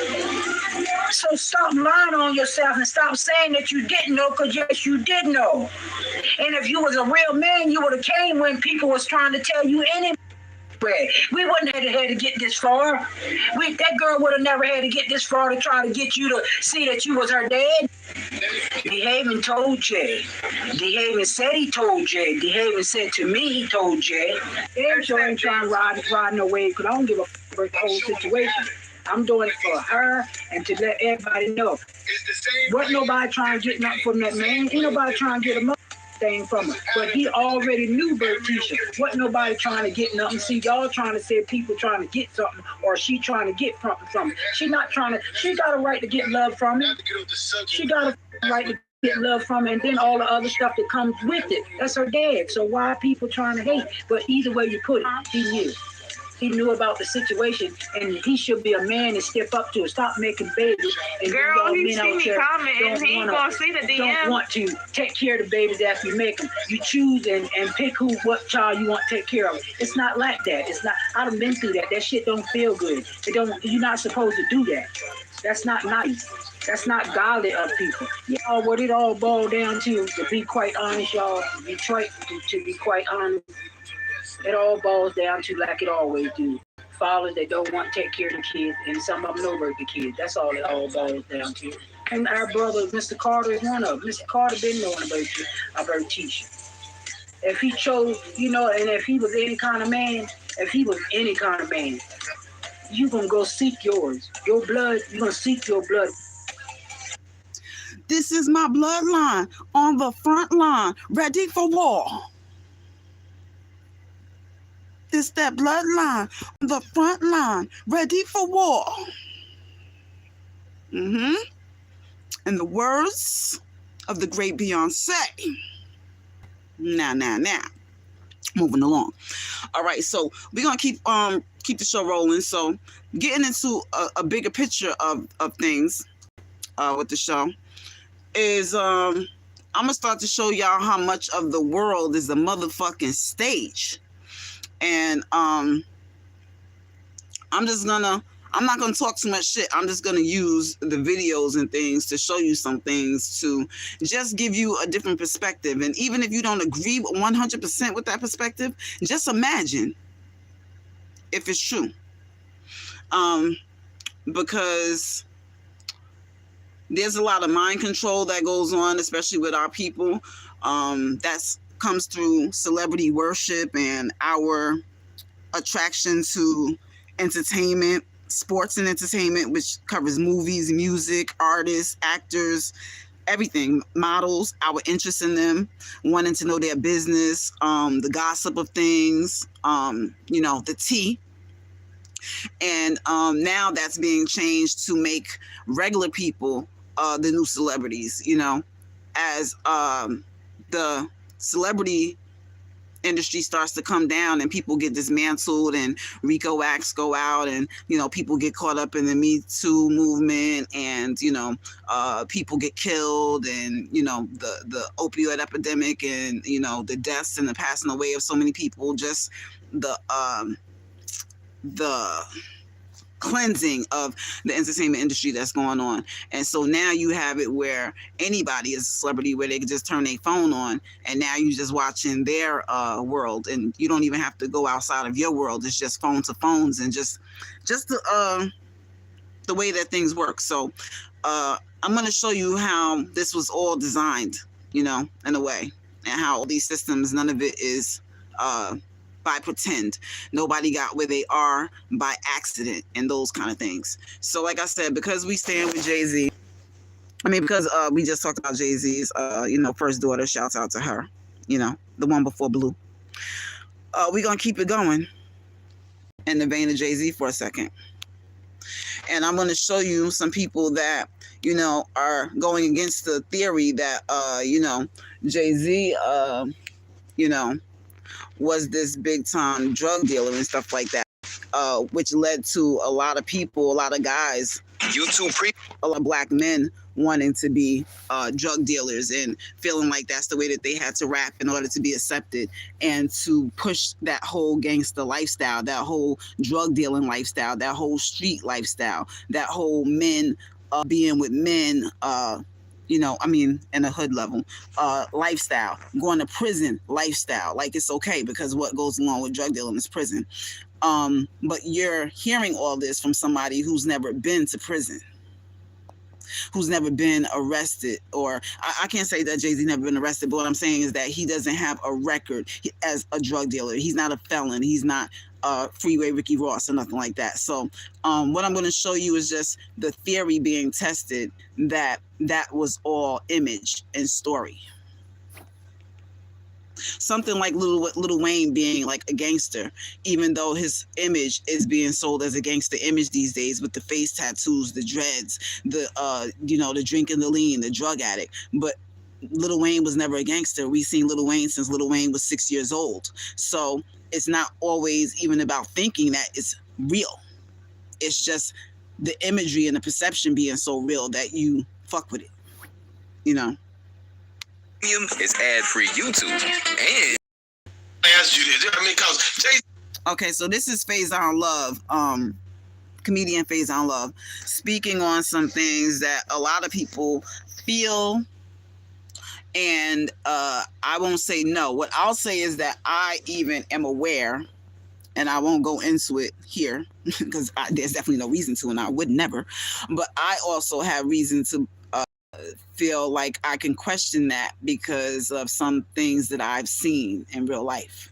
So this is just Faison Love's take on this whole thing being a story that was sold to us by Massa and them to sell the whole drug dealing and street image to our brothers. And he don't make many. Not no more. Met him face to face. What's up with you and Jay-Z, man? Nothing, man. I don't have nothing against Jay-Z. I've never did. I just saw something else. You talking to somebody that's from that? I used to hide that. But he was in the streets. He stabbed the dude. No, that's my partner. But there's some ups and downs about that. I heard that he wasn't in the street. Hey TikTok, welcome, Mama. The guy you talking about is my partner. I can call him right now. So you saying? Okay, so he's not like that. Back then. You didn't this thing about Plies, where Plies took on the role of his brother. They all do. It's the avatar. So but rappers have this thing to say that I'm talking my real life. This is what I rap. That's what rappers say. That's what they say. You talking about Jay-Z TikTok? Please, this is the last time. See, Jay-Z, they bringing this shit up. I listen to him. He just fucking talk shit all day long. Throw rocks and hide his motherfucking hand. I don't know why. Listen to me. What's up? What was in that era? What was the one thing you didn't hear? Well, I'm gonna be honest with you. Being stomped down street cat that I wasn't telling nobody. Nobody. No. My shoes were clean too. Why I was clean? I didn't wear the same thing twice, and I really didn't care if you knew about it. But I only wanted people to know when I went out to the club. But you weren't a rapper. Rappers tell It don't matter. He wasn't really no rapper then. Listen to me now. There are cases that are unsolved, and they're always trying to be solved. True. I'm gonna prove it to you right now. These motherfuckers in Atlanta said, "Hey, we shoot motherfuckers. We use the sell cocaine. We do Oh, really? Dust off them files. It's true. We have that guy right here. Who's here? This guy here. Pick all these niggas up.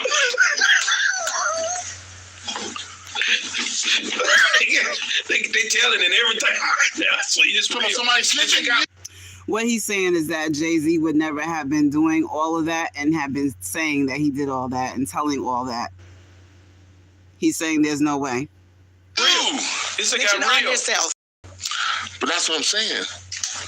These vague dope stories that don't add up.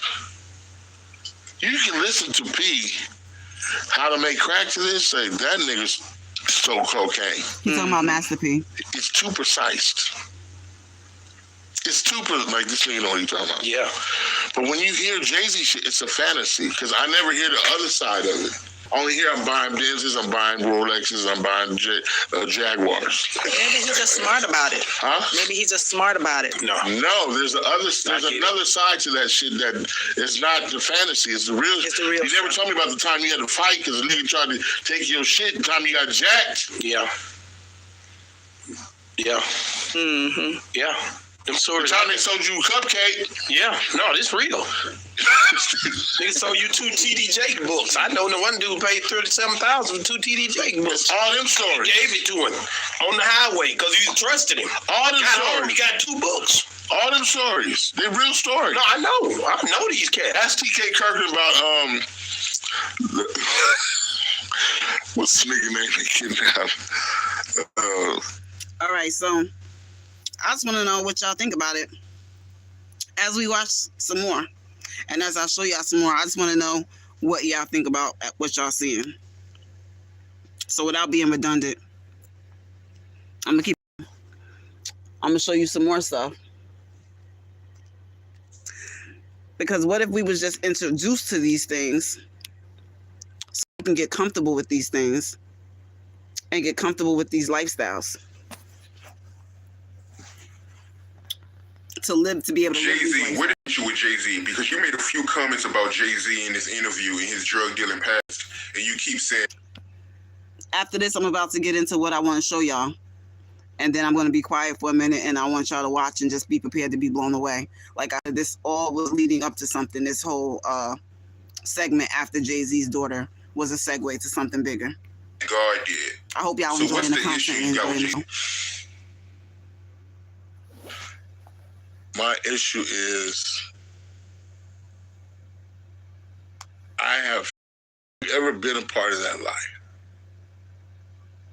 There's friends that died from it. There's people just come and destroy families.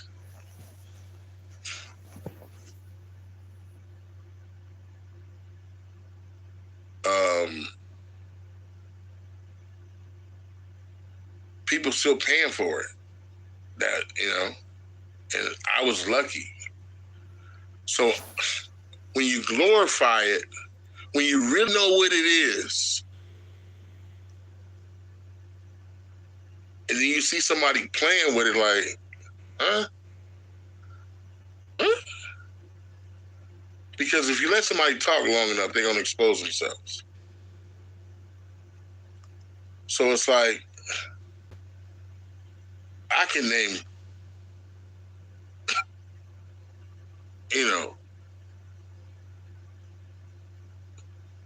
so it's like, it goes to our community again. Why are you lying to these kids? But I understand now it's a part of God did marketing. They have to market it. You just said, we talked earlier, he didn't graduate with his class. If you listen to Reasonable Doubts, does he talk about selling drugs? And it's probably just dope as shit to me. But the marketing comes in with, I'm not, damn, Biggie. Ooh. I'm running with this.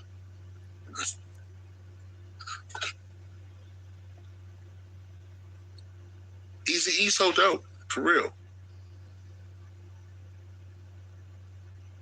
You ever hear about it? Yeah, I don't think I ever heard Eazy-E talk about that, yo. He talked about the life around that was written. I actually wrote about the life.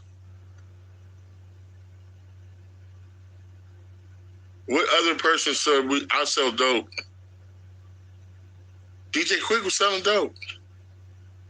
Sister was selling dope. You ever heard him talk about it? Nah.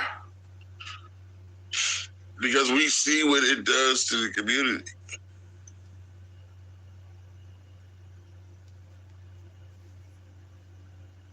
It's like, what do you, not a way to get out. Or you really, okay, you saying you was the D man?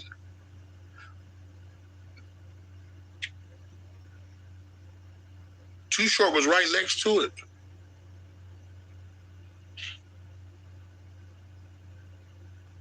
He knows, even to the day, some of the biggest motherfuckers. Richie Rich.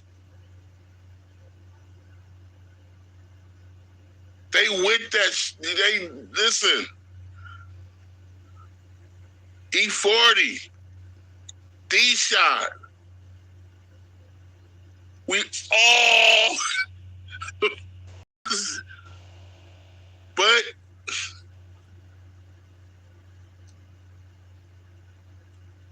Hammer is from that. Hammer's from Oakland. Do you understand that nigga's no joke? Fuck with Hammer if you want to. Fuck with Hammer if you want to. I dare you to. I'd be like, hey, Hammer. People don't know the backstories. And we're talking about Luce unos rizos que dicen, wow, I love my curls, Lisa de Perales. Christian man and all that right now, but to me, the only reason current tea is good is because I know all the other tea. You know what I'm saying?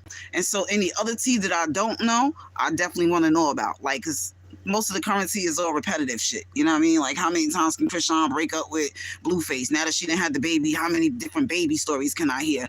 How many times can Jaguar break up with whatever her girlfriend name is, TJ or whatever the case is? How many days is Angelic Soul or whatever gonna be getting her kids back? How many Nicki Minaj and Cardi B beefs is there gonna be? That's just, you know, it's just, you know, how many days they're gonna go back and forth about Remy and Papoose, you know what I'm saying, without no proof or nothing and just be talking about it. So I need, like, you know, real, raw, wholesome, stick to your meat and potatoes kind of, you know, receipts in your face kind of shit, you know. So that's the kind of things I'm gonna be getting into over here. If it's breaking news, I'm fucking with it, of course, you know what I'm saying. If it's current news and shit like that, I'm fucking with it, but I'm also fucking with all kinds of receipts. Like I want the, you know, I want the raw receipts. California is next to Tijuana. You can walk to Tijuana from San Diego. Do you understand that? There's a real Rick Ross. And you know what he did? Yeah, I mean, he was the real Rick Ross. He was selling drugs and all that, yo. No, he was selling pounds.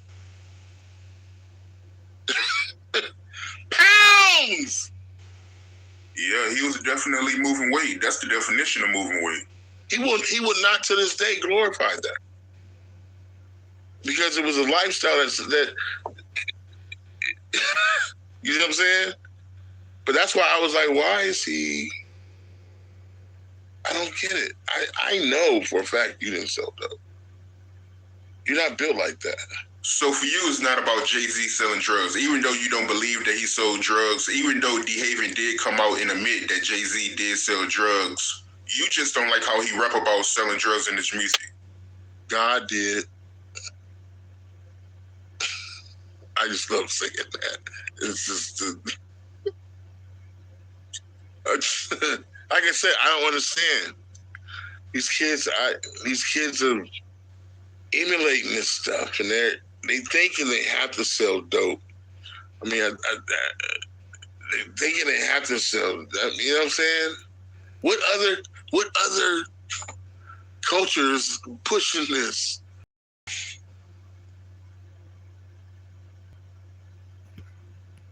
Now I'm gonna stop it right there, because I'm gonna use that as a segue to get into the final phase of the show. Basically what he's saying is that what if this was all by design? What if this was all sold to us to buy into that culture that I was just speaking about? Street culture, prison culture, family, abandonment culture, fatherless children culture, hopeless culture. And if it made it normalized and made, a lot of guys think that they can be the Jay-Z's, they just won't be the one that get caught. It's the dummies that get caught. It's the idiots that get caught. I'll be the Jay-Z. I'll make it, successful at the end. I won't go out like Scarface either. I won't go to jail either or get killed. So what if this was all, like I said, by design? What if there's systems in play that put these things into our worlds, which then put it into our psyches, which then put it into our lifestyles? So I'm about to get into the final portion of the show. It's not over right now, so still, we still gonna sit for a second, be prepared. And this is still some shit that, still mind-blowing, about the music industry. For people that know, they're sitting back watching this like a movie, seeing the curtains come down, all the truth being revealed about everything. Open your mind. To do everything with the notion of getting out. Get an education so you can get out. Get a good job so you can get out. But where are we going?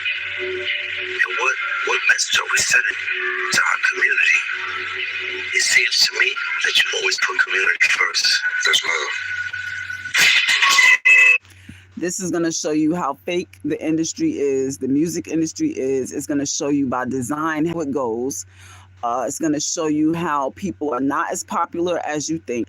That part of marketing is to make it appear that people are popular. So whether that be with millions of bots or millions of, sales or the imagery of being rich, filthy rich, the point is that it's an image that's sold that brings in more people that feel like everybody else is watching this person, everybody else is supporting this person, so let me go follow this person. This person has 8 million followers, so let me go follow. I don't want to miss out what everybody's talking about over there. I want to know what's the latest song. I want to know when this person is going into concert. I want to be a stan, a follower. You want to fit in with everybody, so you add to that number, but you don't realize that the initial number was fake in the beginning and that the majority of these numbers are fake. So now what's happening is when you see artists not being able to sell their shows. Now, we're not talking about Beyonce now, who's able to sell a ticket for $5 million. We're talking about every other act in the game not able to sell out shows, canceling their shows because they can't sell more than 15 seats. It's because the sales and the streams are all fake. The YouTube numbers are manipulated. It's not real. Don't you think a person who gets 100,000 streams anytime that they hit a video can sell 100 tickets somewhere, anywhere in the country? They should be able to with their eyes closed. But since they're not, that's telling you that a lot of these numbers and stuff are fake. We believe that these people are celebrities because of these numbers and who we've been told and shown that they are. But that doesn't mean that that's who they really are.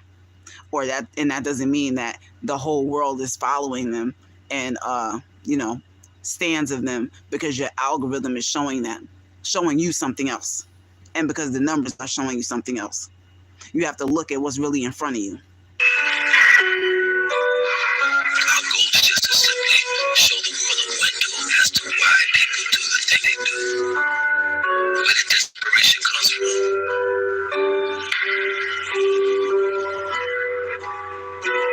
Like they say, when the system fails you, you create your own system.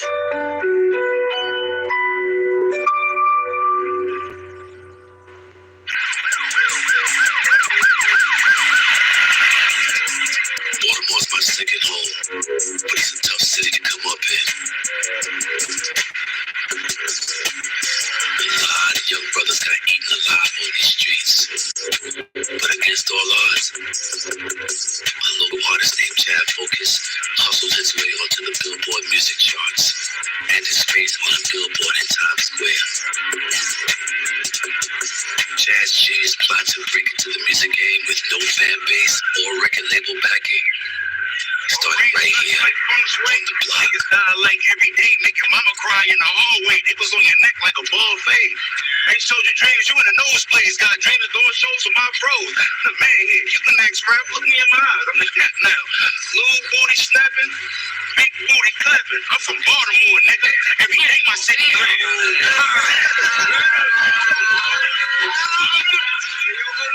What's up, big dog?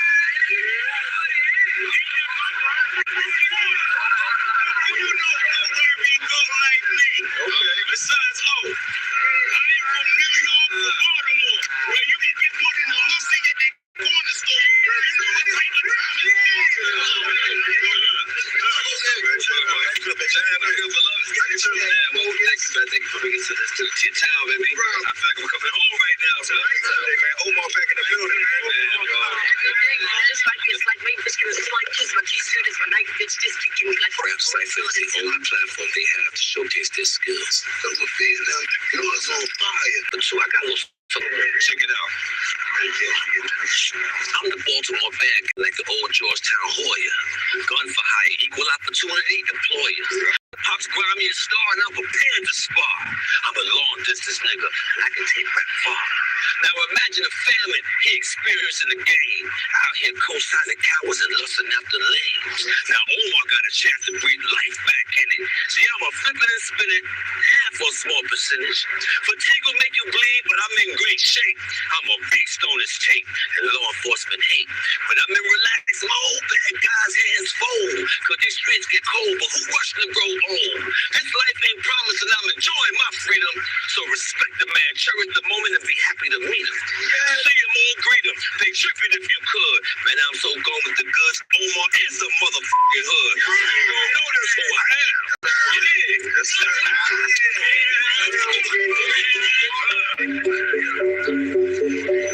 Everyone in the hood has a hot verse. Chad's a computer genius who went from a total unknown to a chart-topping artist in just a few months' time with the help of a cheat code known as bots. Bots are computer programs that are designed to act like humans online, only lightning fast and far more efficient. Some people use bots to buy up high-demand products, jack up the price, and resell them for a big profit. Others program bots to rack up fake streams on Spotify or generate likes and comments on their social media pages to appear more successful than they really are. The lines are so blurred between legitimate business and these fraudulent schemes that you can't really tell which is which. You ever tried to buy tickets to a concert and it instantly said sold out? Or have trouble finding the hottest big sneakers? Well, that's because a bot beat you to the punch. You look to buy those same tickets or sneakers on the resale market at premium price from the same people running those bots. And most online consumers are clueless to this type of manipulation, especially in the music industry. Yes, sir.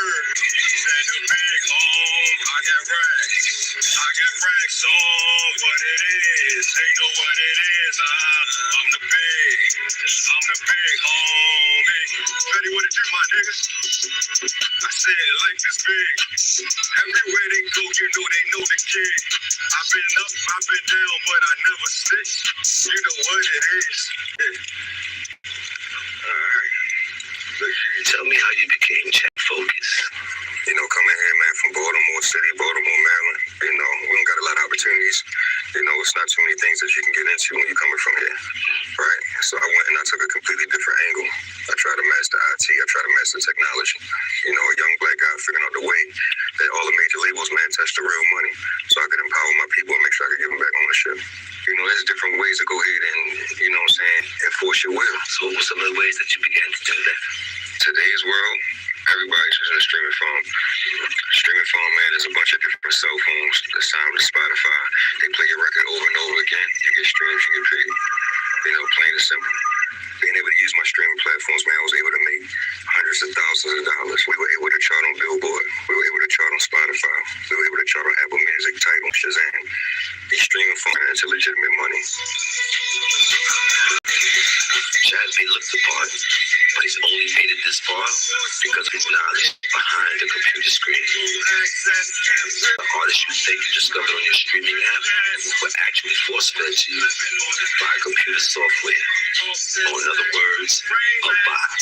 So when it comes to streaming on Spotify or fake streams, bots will be programmed to follow artists, save songs, put songs on playlists, and to listen to songs to increase the amount of plays of music or their exposure or the perceived popularity of the band. And there's no clear law that outlaws that.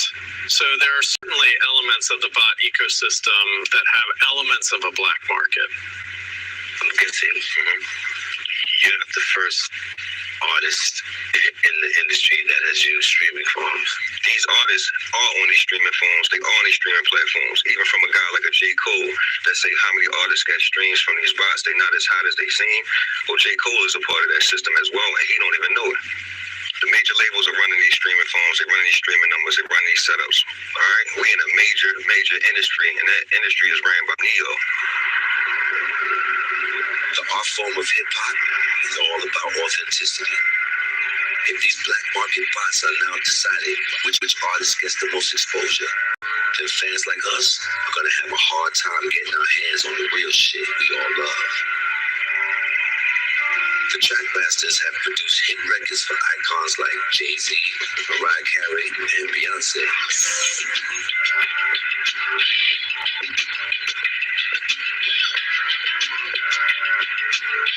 These guys have methods to identify a real star from a phony.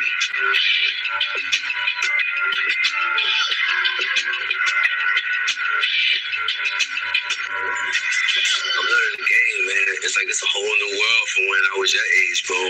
It doesn't matter how talented you are. You can be the best thing. The raw talent only comes into effect after the fact. There's different tools that we have that we can actually use to see like what's real and what's not. Yeah, can you like show me an example? Like. So now, when you look at this, you start to see exactly like what's really going on. This database service compiles musicians' streams and social media engagement so executives can figure out if their traction is legit. We're checking noise. So monthly listeners, one. That's Pandora, right? Like she has one monthly listener with 33 streams. Those are her real numbers. Like that's where she's really at right now. So on Spotify, coincidentally, she has 270 followers, but her monthly listeners are 27K. But that's a little weird to me. Little. The big homie Jay-Z was wrong. Numbers do lie. Young music fans won't support an artist that doesn't have hundreds of thousands of streams. So many artists are faking their streams because if the kids won't listen, the labels won't invest. So in terms of getting the deal now, you just have to look a certain way on paper because I'm a consultant for some of these labels, right? So now when it comes to a deal, the way that they sign niggas now, they punch in the numbers into a formula, And the shit that spits back out, they tell you how much you can actually offer based on the trend and where it's at. If you around the right people, you know how to manipulate the shit. It's not my place, but there's some big niggas that have like warehouses filled with phones that got like 4 day laborers running around all day, like People that we know in this business right now. people that you highly respect. No way, yeah. On God.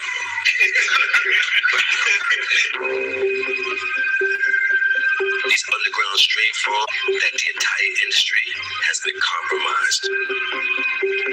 Unknown artists are using them to get signed. Labels are using them to keep artists hot. And the fans are unknowingly supporting it all.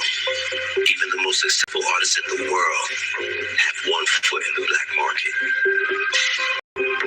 Streaming farms are usually run out of developing countries overseas, but it's grown to the point that I was able to find one operating out of a storage unit in New York City, of all places. So a recording artist will come to you and pay you to sit here and stream their music to run the numbers up.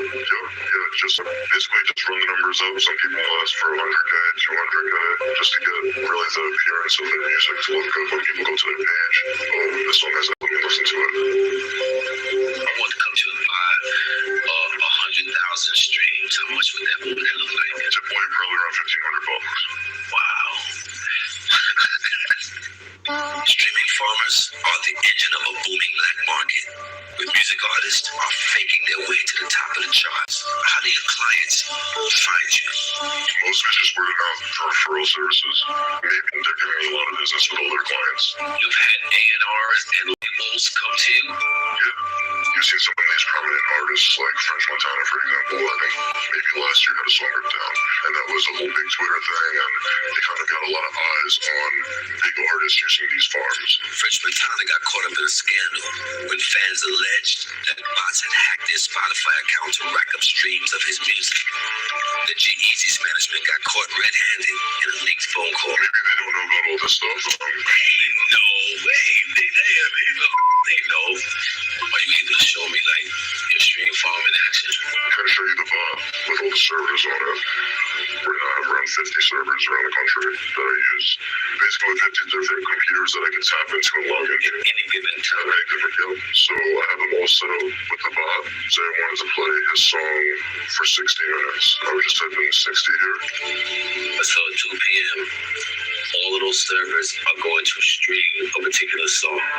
So if the song is 3 minutes long, so we're talking about 20 times 50, am I correct? In the space of 1 hour. Wow, that's a lot of streams. Yeah, especially when you are able to scale up a lot. What a way to make money. Definitely. And not even just make money for myself, but with some of these guys are signing big deals, 7-figure deals. I forgot about that part. Let's not forget those streaming numbers translates into dollars.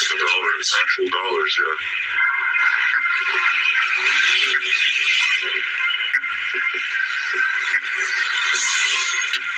Spotify pays out a fraction of a penny for every stream an artist gets.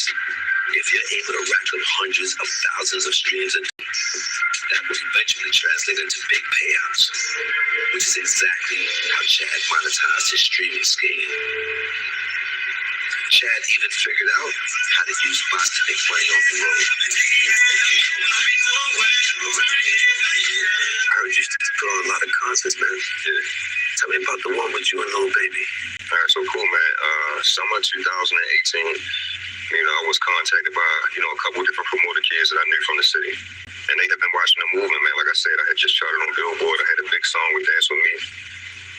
And I was making money, Mike. I was doing well, bro. So they asked me to sponsor the concert and also be a part of the concert. Being Chad Focus, bro, is that I got $125,000 worth of budget. You didn't buy them yourself, or what did you do? I can reverse engineer what a human does, right? So say Mike takes out his phone, he goes to Ticketmaster website that took him 30 seconds. Watch Mike. Hey, Miss Boy, nice to see you, Mama. Hope you've been good. Put his credit card.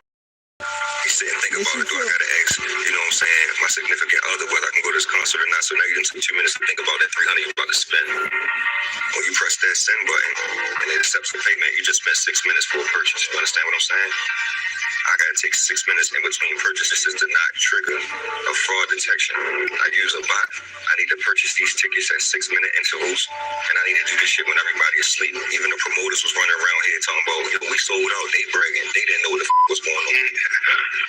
Now I'm sitting on extra tickets, man. I can relist them on Ticketmaster, or I can relist them on another website we call StubHub.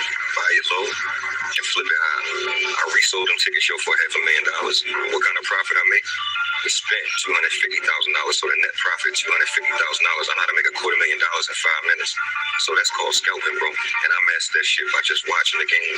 We watch what a Live Nation does. We watch how they can sell out a Metallica, a Jayz, a Kanye West concert. All right, Live Nation, one of the biggest clubs in the world. They own the venues, right?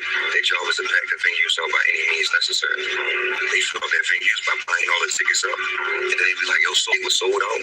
They like, "How the f they sold out?" But then people can still buy tickets. There's not much legislation that deals with the bot ecosystem. In the U.S., we've got the Bots Act of 2016, which was designed to stop ticket scalpers from automatically buying large numbers of tickets to resell. That's the sole piece of federal legislation, but it's rarely enforced, and currently I don't think that our congressmen and women know enough about the technology or about the way the digital economy works to write effective legislation. So what happened after the concert? Because I was doing that concert at the level I was doing it, I got a lot of notoriety. He didn't just flip millions of dollars. He out here making records with T-Pain, Lil Mo. He getting crazy amounts of money. You know, people act like I'm the godfather of the bots. They act like I'm the guy created this shit. You know, I'm just the one that optimizes and figure out how to do it better than the guys that did create it. Don't hate the player, hate the game, right? A lot of artists using bots try to fly under the radar, but Chad went big. He threw celebrity charity events and even posted up billboards in Times Square, proclaiming himself to be the #1 recording artist in the world.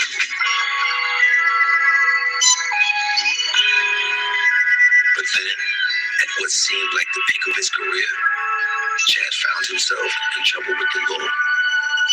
Baltimore rapper known as Chad Focus looked to be living a lavish lifestyle, showing off cars and money in a major social media following. Focus was indicted on federal charges in connection to make more than $4.1 million in purchases.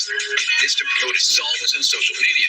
The Baltimore rapper's career now coming to a screeching end as he faces up to 20 years behind bars for conspiracy, wire fraud, and aggravated identity theft.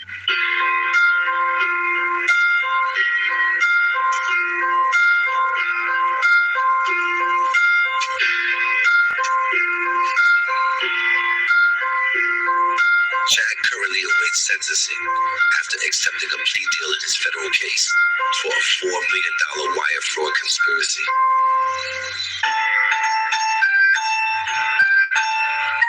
If y'all fucking with the content, y'all like the way I'm doing things, y'all like to go through the channel, please make sure you like, comment, share, tell a friend to tell a friend that it's them again.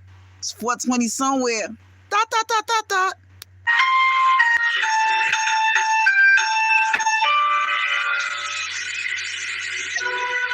I was detained, man. I think it was the first week of June 2019. You know, the U.S. Marshals came, man, AR-15 up, 30, 40 of them, like I was El Chapo. You know, they grabbed me up at the front door. You know, of course, they roughed me up. They put a gun in my son's head. They put a gun in my mother's head, my stepfather's head, my little brother's head. They came in that bitch to prove a point. After that, man, I was locked down and sent down to Supermax. And we rode in there in the same paddy wagon that killed Freddie Gray. Strapped down, ankles, arms, bracelets. Chad Focus found out 6 o'clock news that I'm indicted for wire fraud, conspiracy to commit wire fraud, identity theft. I'm looking at 68 years because they say that I was out here signing people's names and forging names when we all know that's not. Chad's not the only one to figure out how to cash in on this. In fact, Music business is just the tip of the iceberg. Free online services like passport appointments are being booked and flipped for profit. All over the world, people are using bots to buy and resell highly sought goods like PlayStation 5, flat screen TVs, designer clothing, children's toys. You used to have to camp out to get a pair of the hype new releases. But today, if you want them Jayz, you're gonna need a bot.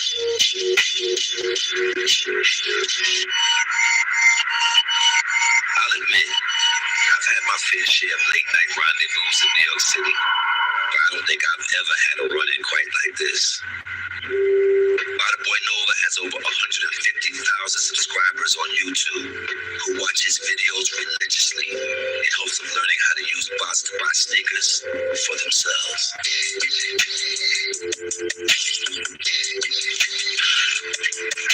Man, yo, I see you, man. Thank you. Your execution is beautiful, bro. Thank you. The isolation, all that. I used to dance a little something. You know, big bro, I can't move like that, though. You feel me? No, but man, I want to know more about like the bot aspect of the sneaker culture. Yeah. So usually, if a sneaker would sell out in like 3 to 4 seconds, it's impossible for like the average person to try and buy it. So we use automated software in order to help us get a lot of sneakers and then try to flip it for a profit. You know, instead of telling you, how about I show you? Come over tomorrow, I'll show you how everything is done. You might cop me a pair. Say word, bro.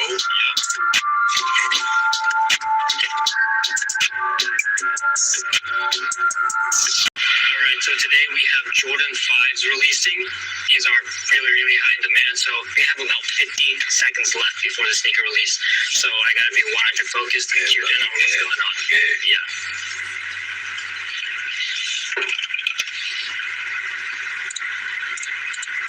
So it's 10 o'clock. What year did MJ win his first NBA championship? I don't know the answer to that, so I'm just gonna. 1991. We love you over here, Miss Boy. You know it's 420 every day over here, too. Calculating taxes, submitting order. That one didn't go through. Delete these. I struck out on the first releases that sold out really, really fast. And that Wait a minute. Yeah. In that 1 minute, this sneaker, this Jordan just sold out. Yeah. What you have to keep in mind, there are thousands of modders, and some of these modders take their setup to entirely new levels. So these are the kind of people that I got to compete with. Yeah, let's go. So that's the first checkout for today. We got a size 10 and a half.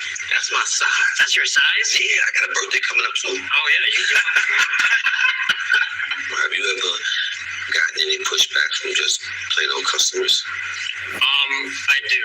A lot of sneakerheads still find it taboo to be modding sneakers because the way they see it is we're taking all the pairs from them and we're trying to make money off of their culture. That's the way a lot of like regular consumers see it. But the way I see it is, let's say for example, there's a sport and steroids are allowed. If everybody uses steroids, then if you decide not to use it, then you're putting yourself at a disadvantage. Oh, I just got another pair, by the way. Just talking to you, not even doing anything. So, the bot did that for you? Yeah, it did that for me. Okay. I do get a lot of threats. Sometimes people would message me like, oh, it's not that hard to find you. If I see you, I'm going to break your neck. To see that people would be so violent over something that is basically just a pair of shoes. Yeah. At the end of the day, it's just a pair of shoes. Nor is it illegal, what you're doing. It's not illegal right now, no. When you say right now, what do you mean? Right now, so you can't buy concert tickets with bots, but for sneakers and streetwear and things like that, it's perfectly okay. Like you said, for now. Yeah, for now. So let's get back to the job, man. What did you do in the time we were talking? All right, so let's count how many we got. So 1, 2, 3, 4, 5, 6, 7, 8, 9. So we got 9 checkouts today. Wow. How hard is it to purchase a bot? Bots nowadays, they retail for around $300 or so. If you decide to purchase them for resale price, some of the best bots go for around $6,000 to $8,000 each bot. Wrath is an extremely hot bot right now. Like, a lot of people want it. It's selling for around $6,000 to $7,000. This kid is 16 years old. He created this. He created this. Nowadays, a lot of these bot developers, they're really young, and it's crazy what they can build and form just out of, teaching themselves with the power of the internet.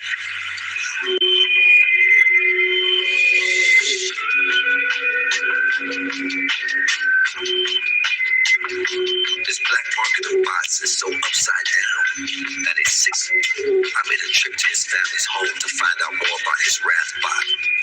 Over a home-cooked meal his mom's made. That's my mom and dad. Thank you for this. Thank you. Malcolm. How long has Jason been financially independent, or do you still give him an allowance? You know that actually I think we never give him allowance. He became financially independent the moment he started 13. He started buying all expensive hoodies, pants, shoes, laptops, everything. By the time he was 13? Yes. How many units of the software do you sell? We're pretty limited compared to other software, so we only have a little over 1,000 licenses out there. Right now we charge $350 for the first initial 3 months, and then after that it's $50 a month. Oh, okay, so it's not like a program and download to my computer. Yeah, no, it's not. No, I have to pay a recurring fee. Yeah. Oh.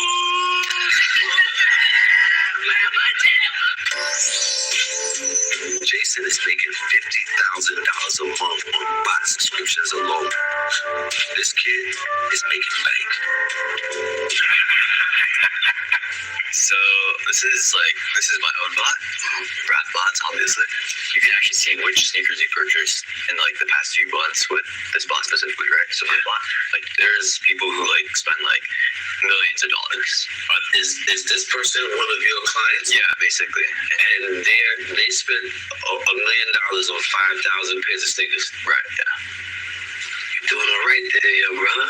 Thank you. This is a big industry, seems like. 100%.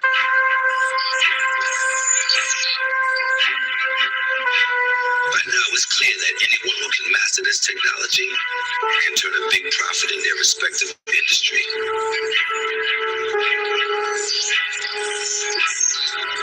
Chad is spending his last few days before sentencing sharing his focused formula with local entrepreneurs down in Baltimore. Yo, what's up, woman? Hey, what's up, fam? How you doing? Chad is meeting with a boutique owner named Wiz to show her how retail owners are using bot activity to increase sales. Chad also plans to teach dancer Showgirl Nick how influencers are using bots to go viral on social media. How you doing? We're going to show them how we turn up the superstar.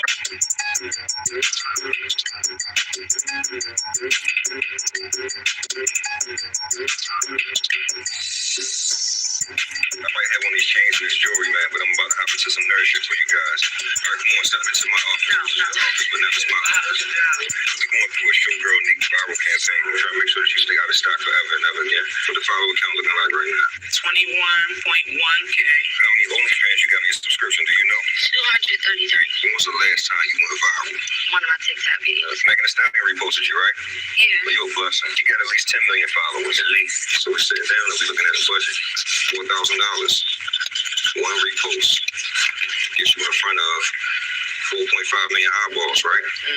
Between 10% to 80% of their followers could be what? Fake. The internet is full of bots right now. She don't need fake followers because she already lit. So I build bots to run her business for her.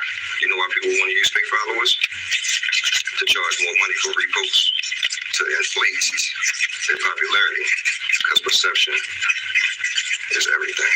Only person that's going to be important is the one that can program and automate those technologies. You got what I'm saying? Bot shit. The one thing that we need bots to do is stay consistent. we need. When I was younger, I was consistent. I was like 15, so I was posting every day. But what happened? She hammered, so she got what? She got tired. She has a life. She got a life. You know who don't got a life? Bots. My man. Mike on point today. 162,000 times 12. Now looking at $5,625,000. You're gonna be like, yo, this motherfucker crazy, but that's what we supposed to think. Show her unique is how you turn bots and $1 million. When I learned how to stream, when I learned how to get money, I created a platform where other artists could do the same exact thing. The focus formula is to figure out your trap, to optimize your trap, and to reinvest in your trap, and then to use your leverage to show love. Yeah, well, I got you. Another thing I'm gonna let you know right here and there. When you get that $5 million, I need 4. How you shaking on that? How you shaking on that?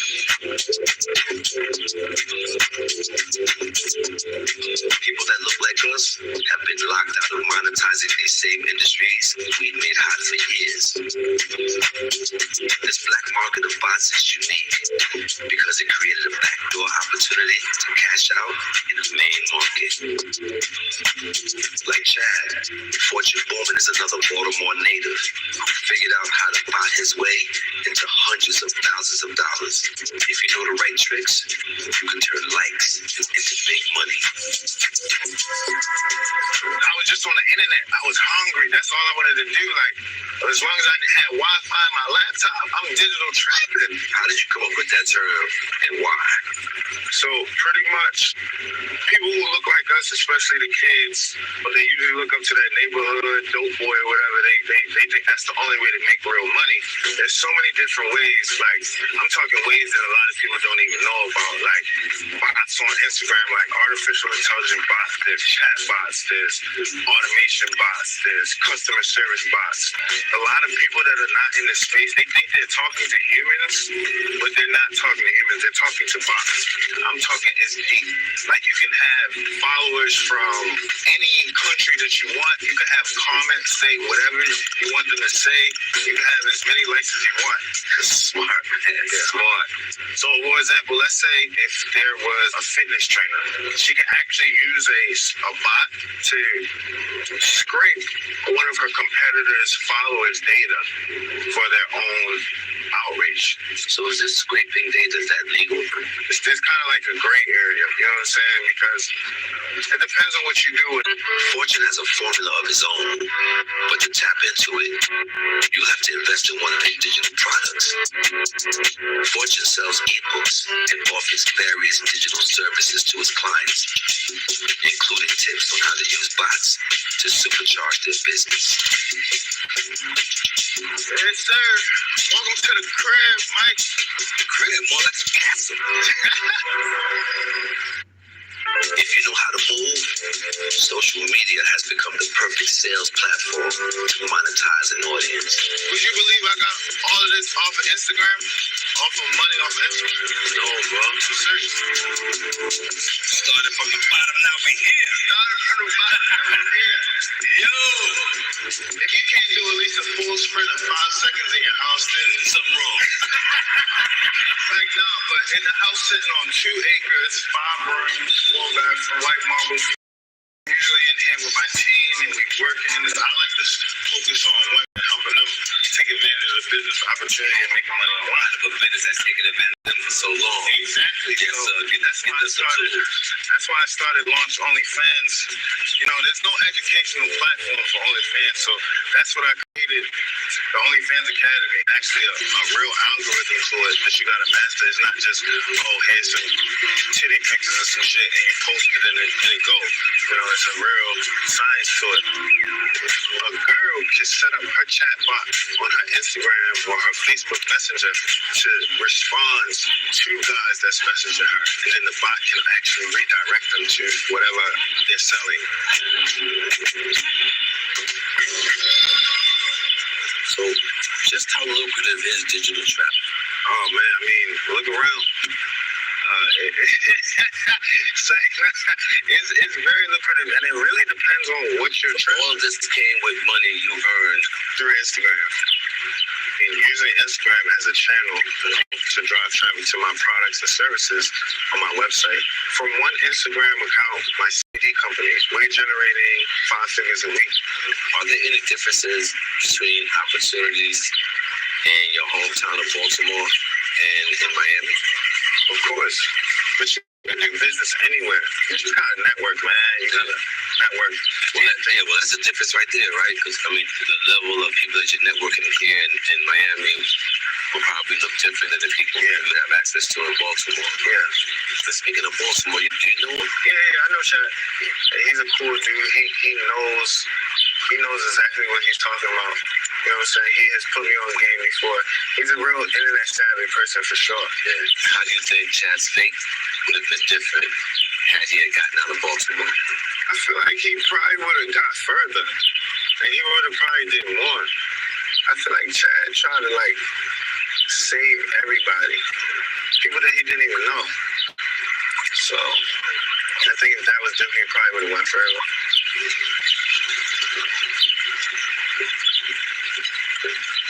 What we're witnessing with the bot economy and the global ecosystem of bots in all of these different places, whether it's retail or music streaming or fake followers on social media, is that it's a brave new world. Technology is moving very rapidly. Our ability to deal with it legally, socially, to understand it as consumers is falling behind. I'm here, Shrimp. I'm here, so what's up?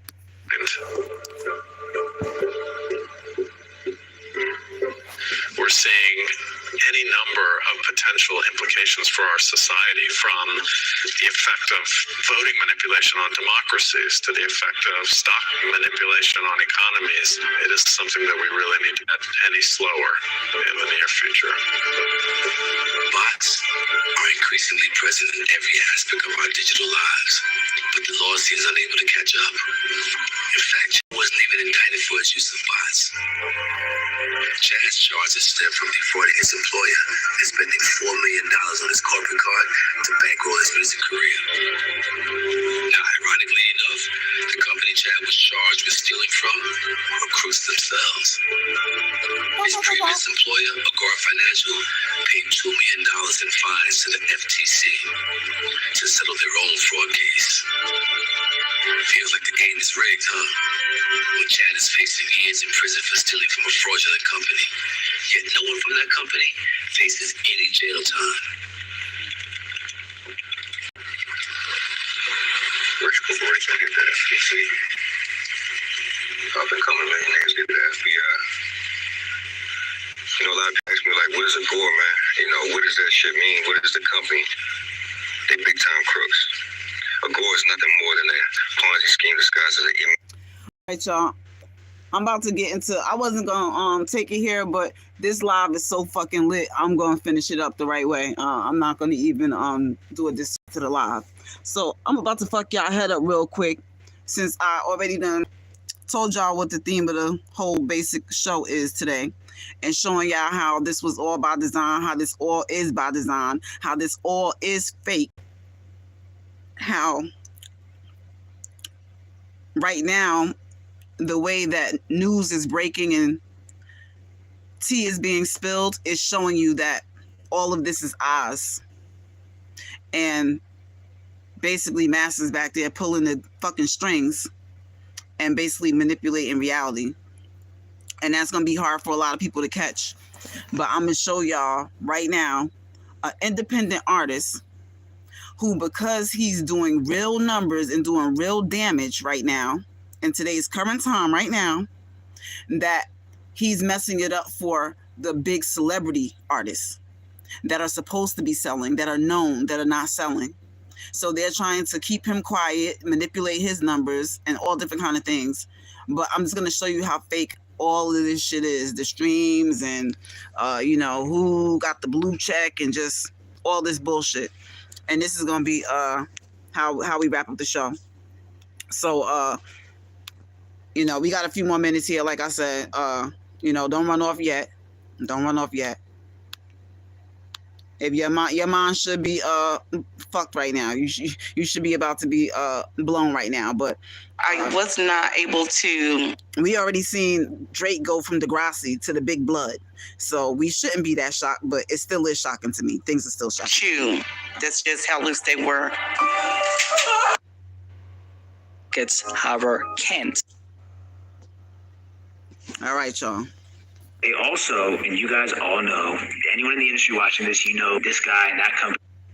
This is the guy I'm talking to you about. This is an independent rapper named Russ. He's the one I just told you about. I won't repeat myself. Let's get it. I won't say the names, but they boosted.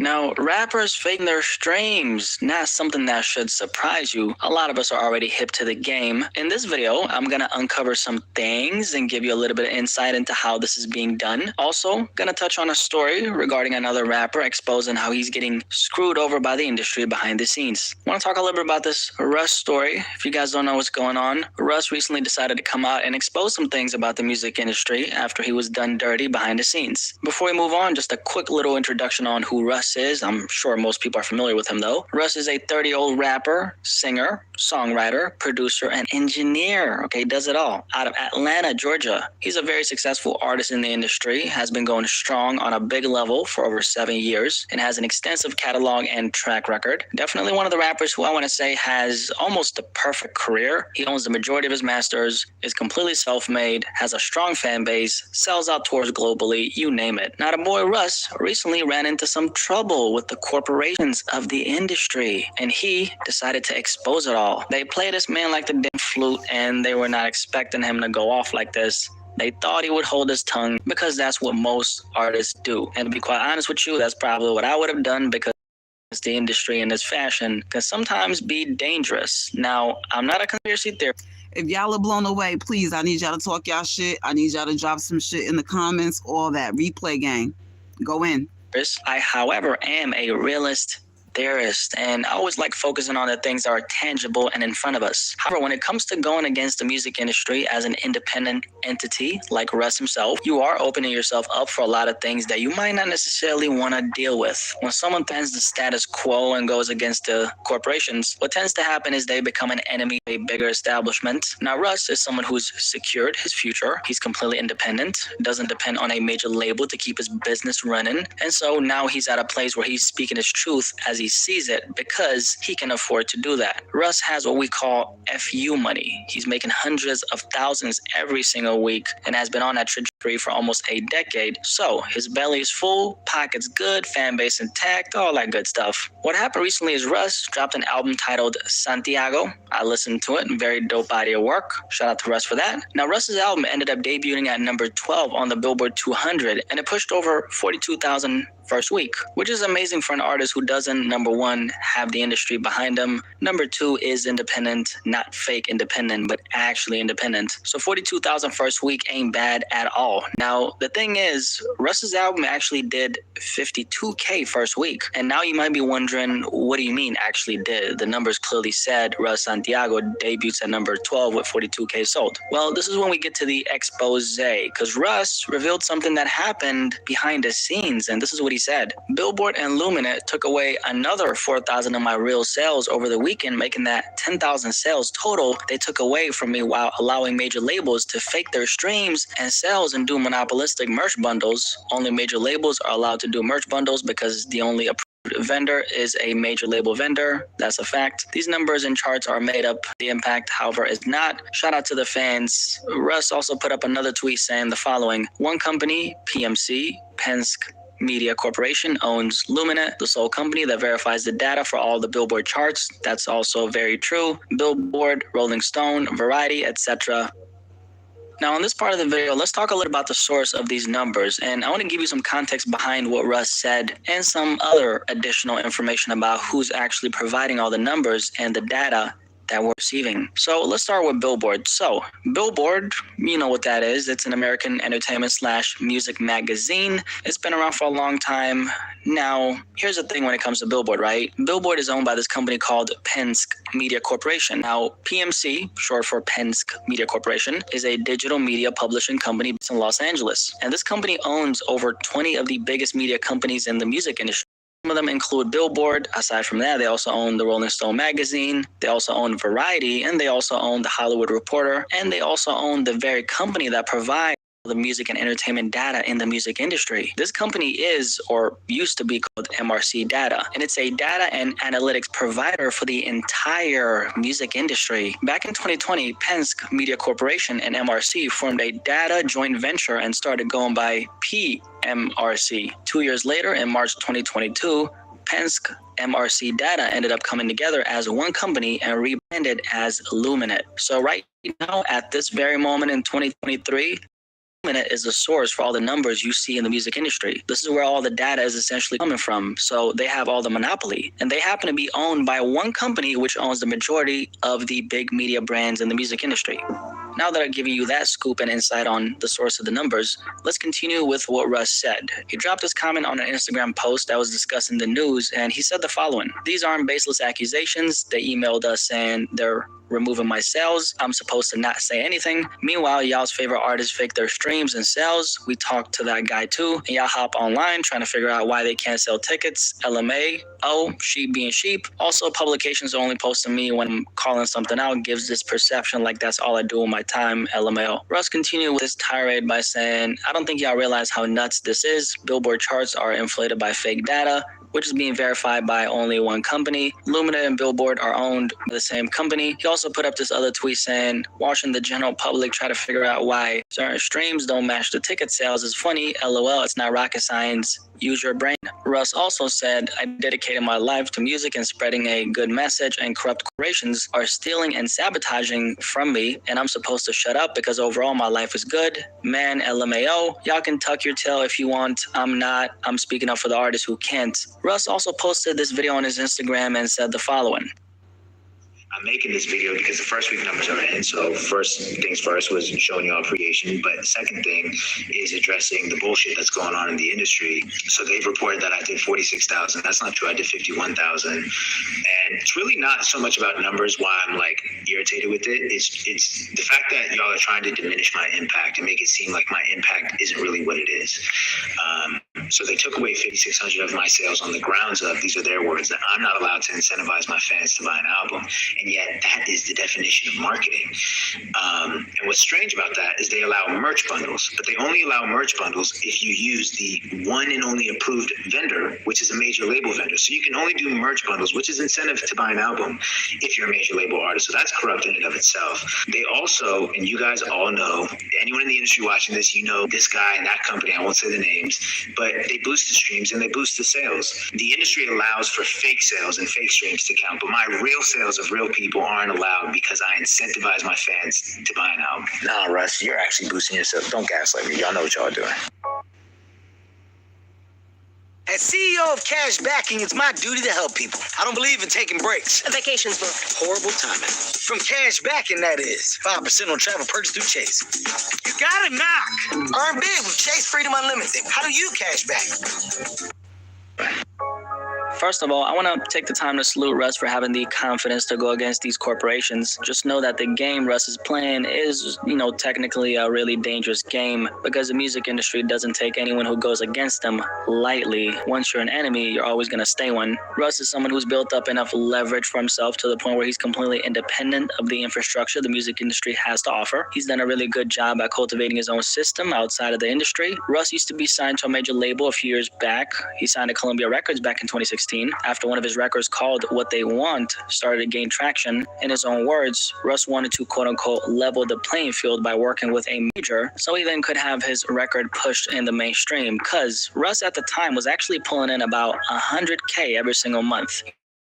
He was completely independent, was doing everything from his basement, and just based off of the checks from his streams combined, he was making 100 bands a month. So he was far from starving, which is the best place to be as an artist if you're ever thinking about signing, by the way. If you're going to sign, wait until you're financially good. So if you sign, it's not because you're not financially good. So from that perspective, you have the confidence to walk away if it's a deal that's not really beneficial to your career, because most artists actually sign when they're dead broke, believe it or not. So the reason why they're signing is because they just want the money and not necessarily because they believe that the deal that they're signing is actually going to benefit their career. And signing from that perspective is a scarcity mindset, and that's something that you don't really want. Now back to Russ. So all these major labels were approaching him, wanting to sign him because he built a sustainable foundation all by himself without the help of the industry, and that's when they usually come to the artist. So Russ was very aware of the power he had. He was making good ass money without anyone's help. In the end, he decided to sign a partnership deal with Columbia Records and was on the label until 2020. That's when he parted ways with him, and he's been independent ever since. Now, the thing about Russ right now is he's a break in the pattern. He's doing things independently at such a high level to the point where he's setting a certain precedent that's not all that beneficial for the music industry. If there's one rapper who's a threat to the labels right now, it's this guy right here. And it's not that Russ is a, one-man army who's doing everything by himself, because he has a team of people he works with like any successful artist. It's just that Russ managed to gain all this industry experience by being signed, and he really had no plans to be in bed with the corporations forever. One of the things that he was intending to do was to hold on to as much of his power as possible, and he had this in mind when he signed. Now, as for what Russ said regarding the inflated streams, my favorite part of the video is coming up right now, so that's not really a secret. He brought up something interesting on that one tweet when he said, watching the general public try to figure out why certain streams don't match the ticket sales is funny, LOL. It's not rocket science. Use your brain. What Russ is essentially saying is, streams can be manufactured, hard tickets, however, can't. And that's a fact. This is why you should never put too much weight on an artist's monthly listeners or their streams. I mean, there's a rapper who was popping a few years ago who recently dropped an album who just canceled his entire tour, and he had over 20 million monthly listeners on Spotify. I'm sure you know what rapper I'm talking about. I'm going to be talking about that very soon. But this is especially relevant when we have, let's say, an artist who doesn't have that long of a track record, because there are a lot of people in this industry who come in with a not so extensive track record. And a lot of times the history that does exist on them is actually a fabricated story that's been closely manipulated and edited in order to make their success appear as organic. So they have a bunch of manufactured streams on, let's say, Spotify, where it's visible, and they build a little bit of fake hype on social media by allocating a lot of their funds towards advertisements, specifically with the help of hip-hop media outlets. And part of building that fake hype, I almost forgot, okay? Fake followers. That's a very big part of it, okay? Fake followers. And so they end up getting a lot of eyes on them at once. Now, let me explain the psychology here, right? The idea is for those eyes to see what appears to be the success they're getting, and a percentage of those eyes then convert into actual listeners. Now, this is a strategy a lot of artists, specifically rappers, are using right now at this. When you realize the power and the manipulation of that, you can't even tell what's real. You don't even know if Beyonce is really hot. All you know is that we've been sold the edge of her being hot. So she does have a lot of supporters, but all those people could have came based off of manipulation, not based off of people who are really supporters or fans. When you really get the power of the algorithm, the power of the manipulation of these numbers, and manipulating the perspective of artists like this guy Russ, like, trust me, I'm not running out getting no Russ shit. I can tell you one fucking thing Russ sing. Russ rap, whatever the fuck. Russ ain't my shit. But the point is that Russ is doing better than your biggest rappers. But because they're in your algorithm and they're being talked about, and because they have the blue check with the big numbers next to them, we fall in very moment. Stream farms and inflated numbers are bigger than ever, and a lot of the upcoming names you're finding out about are on it. Now, a lot of these artists are actually getting funded by outside investors, from what I'm hearing, because they themselves can't afford to do it because, they're signed to a major label, they've spent a lot of their money already, and they're already in the negative, so they don't have the funds required for this. So these outside entities that have the resources help them get their career off the ground, and they're providing them with the money. The benefit they get is that they receive receive a percentage of their future earnings if the artist ends up being successful. Just like how a record in return for owning your masters, these investors, they're rich, independent, and willing to blow money for a potential return on that investment. I've heard about a couple companies that specialize in this particular service, and what you find when you search them on Google is not what it appears to be. Most of these companies are what we call smoke screen businesses. So on the surface, it looks like they provide organic marketing services to artists, but on a back end, they're going to aid you in inflating your streams. So how it works is this: you apply your artist resume, you go through a vetting process and a verification process, and then once you become a viable option for them to work with, you sign a contract where you give them permission to help you, quote unquote, push your music. At that stage, you as the artist, you still don't know what precisely they're doing to help you. So they'll give you this fake rundown that's completely fabricated. They'll say, we're working with this company that's embedded with this major label and this distributor, and these are all the places your records are being pushed. Something to that effect. The artist who's bought into the scam says, okay, next thing you know, their streams start going up. The reason why it's so hard to find these companies is because unless you know certain people in the industry who, number one, are connected to the people who indulge in this scam, and number two, are actually willing to share it, you're never going to find out about it. Because once it goes mainstream, it's not going to work. So this is forever going to stay underground. These companies also don't work with everyone. Artists have to go through a lengthy vetting process to even be considered. Because if they work with the wrong people who don't know how to keep things private, their cover is going to be blown. And a lot of these companies actually work under a lot of the major labels. Okay, like some of the biggest labels. And this is something someone told me in confidence, and they allowed me to share it for this particular video. I'm not going to say no names, and please don't ask me what the company or anything like that is, because I'm not going to share it with anybody, okay? This is what I was told in confidence. Also, I'm not trying to get sued, but this is very common, and a lot of the names that are popping right now have all done this. Like, they've all done it. But most rappers only use this as a crutch in the beginning, and so when the attention they start getting goes from fake streams to actual streams to fans, they cut the cord and keep it organic from that point. Because if they do it for too long, well, then they're gonna get exposed. Personally, I'm very against anything that's not organic. I think if you want to build a sustainable career in music, setting the wrong precedent from the start is always going to end up in misery. It's always going to backfire. There's no way around it. Faking streams ain't no different from what they be doing in the fitness community with the fake weights. You can pretend that what you're doing is working, but really you're just hurting yourself. Even if it works, your foundation is built on something that's not real. And the reason why faking your streams always backfires is because, number one, you're building a house on shaky grounds. Number two, the points on a board aren't real people. They're just digits which have no ties to the real world or real people. So you're not really growing your influence. You're just paying money for essentially appearing as a success. And number three, 95, probably 99% of the artists who do this don't get anything additionally on top of the fake streams, meaning they spend a bunch of their resources to inflate their numbers, and then there's no actual overflow of fans that come as a result of that. Because that's the idea. You spend a bunch of money on fake streams and then you get shit popping, right? Number four, when you get exposed as a fraud, because you will, you now don't have a career in music because you're a fraud, a phony, and a clown.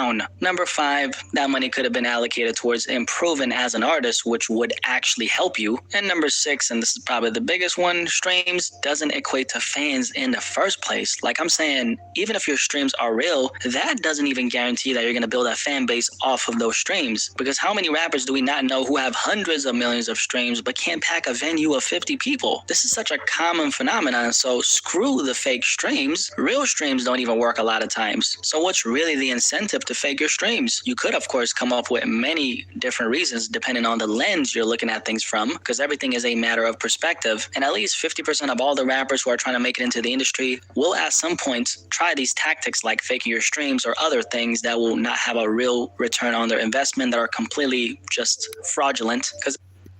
All right, y'all. I'm going to wrap this up with just my own little 2 cents, because I've been speaking the whole time that we've been up here. I hope y'all really enjoyed this show, because I really fucking enjoyed this show. I know I said that the last show, but I feel like this is probably one of my favorite shows. I don't know. This is a good fucking show. I enjoyed y'all. You know, he's talking a lot about the upcoming artists or the independent artists, or quote unquote. But this is the tactic really that was used for the mainstream, and that's still used for the mainstream. And I know that nobody wants to be woke because it's not fun. You know what I'm saying? I like all the ignorant shit and all the batshit shit, and I can stay in that place too. I can go and enjoy that place. But I really get my mind blown and my fucking socks blown off by the real shit and the raw shit, and to see the truth and to see how they fucking play and do the whole shit, the whole scheme, and set up everything right in front of our fucking faces while we smile and enjoy it. It's been real, y'all. I hope y'all had a good time. You know, I'm hitting trees like Sonny Bono, so I hope y'all stoned with me. It's 4:20 somewhere, you know. Have a good night, y'all. Let them know Shrimpine is back. Support the channel, y'all.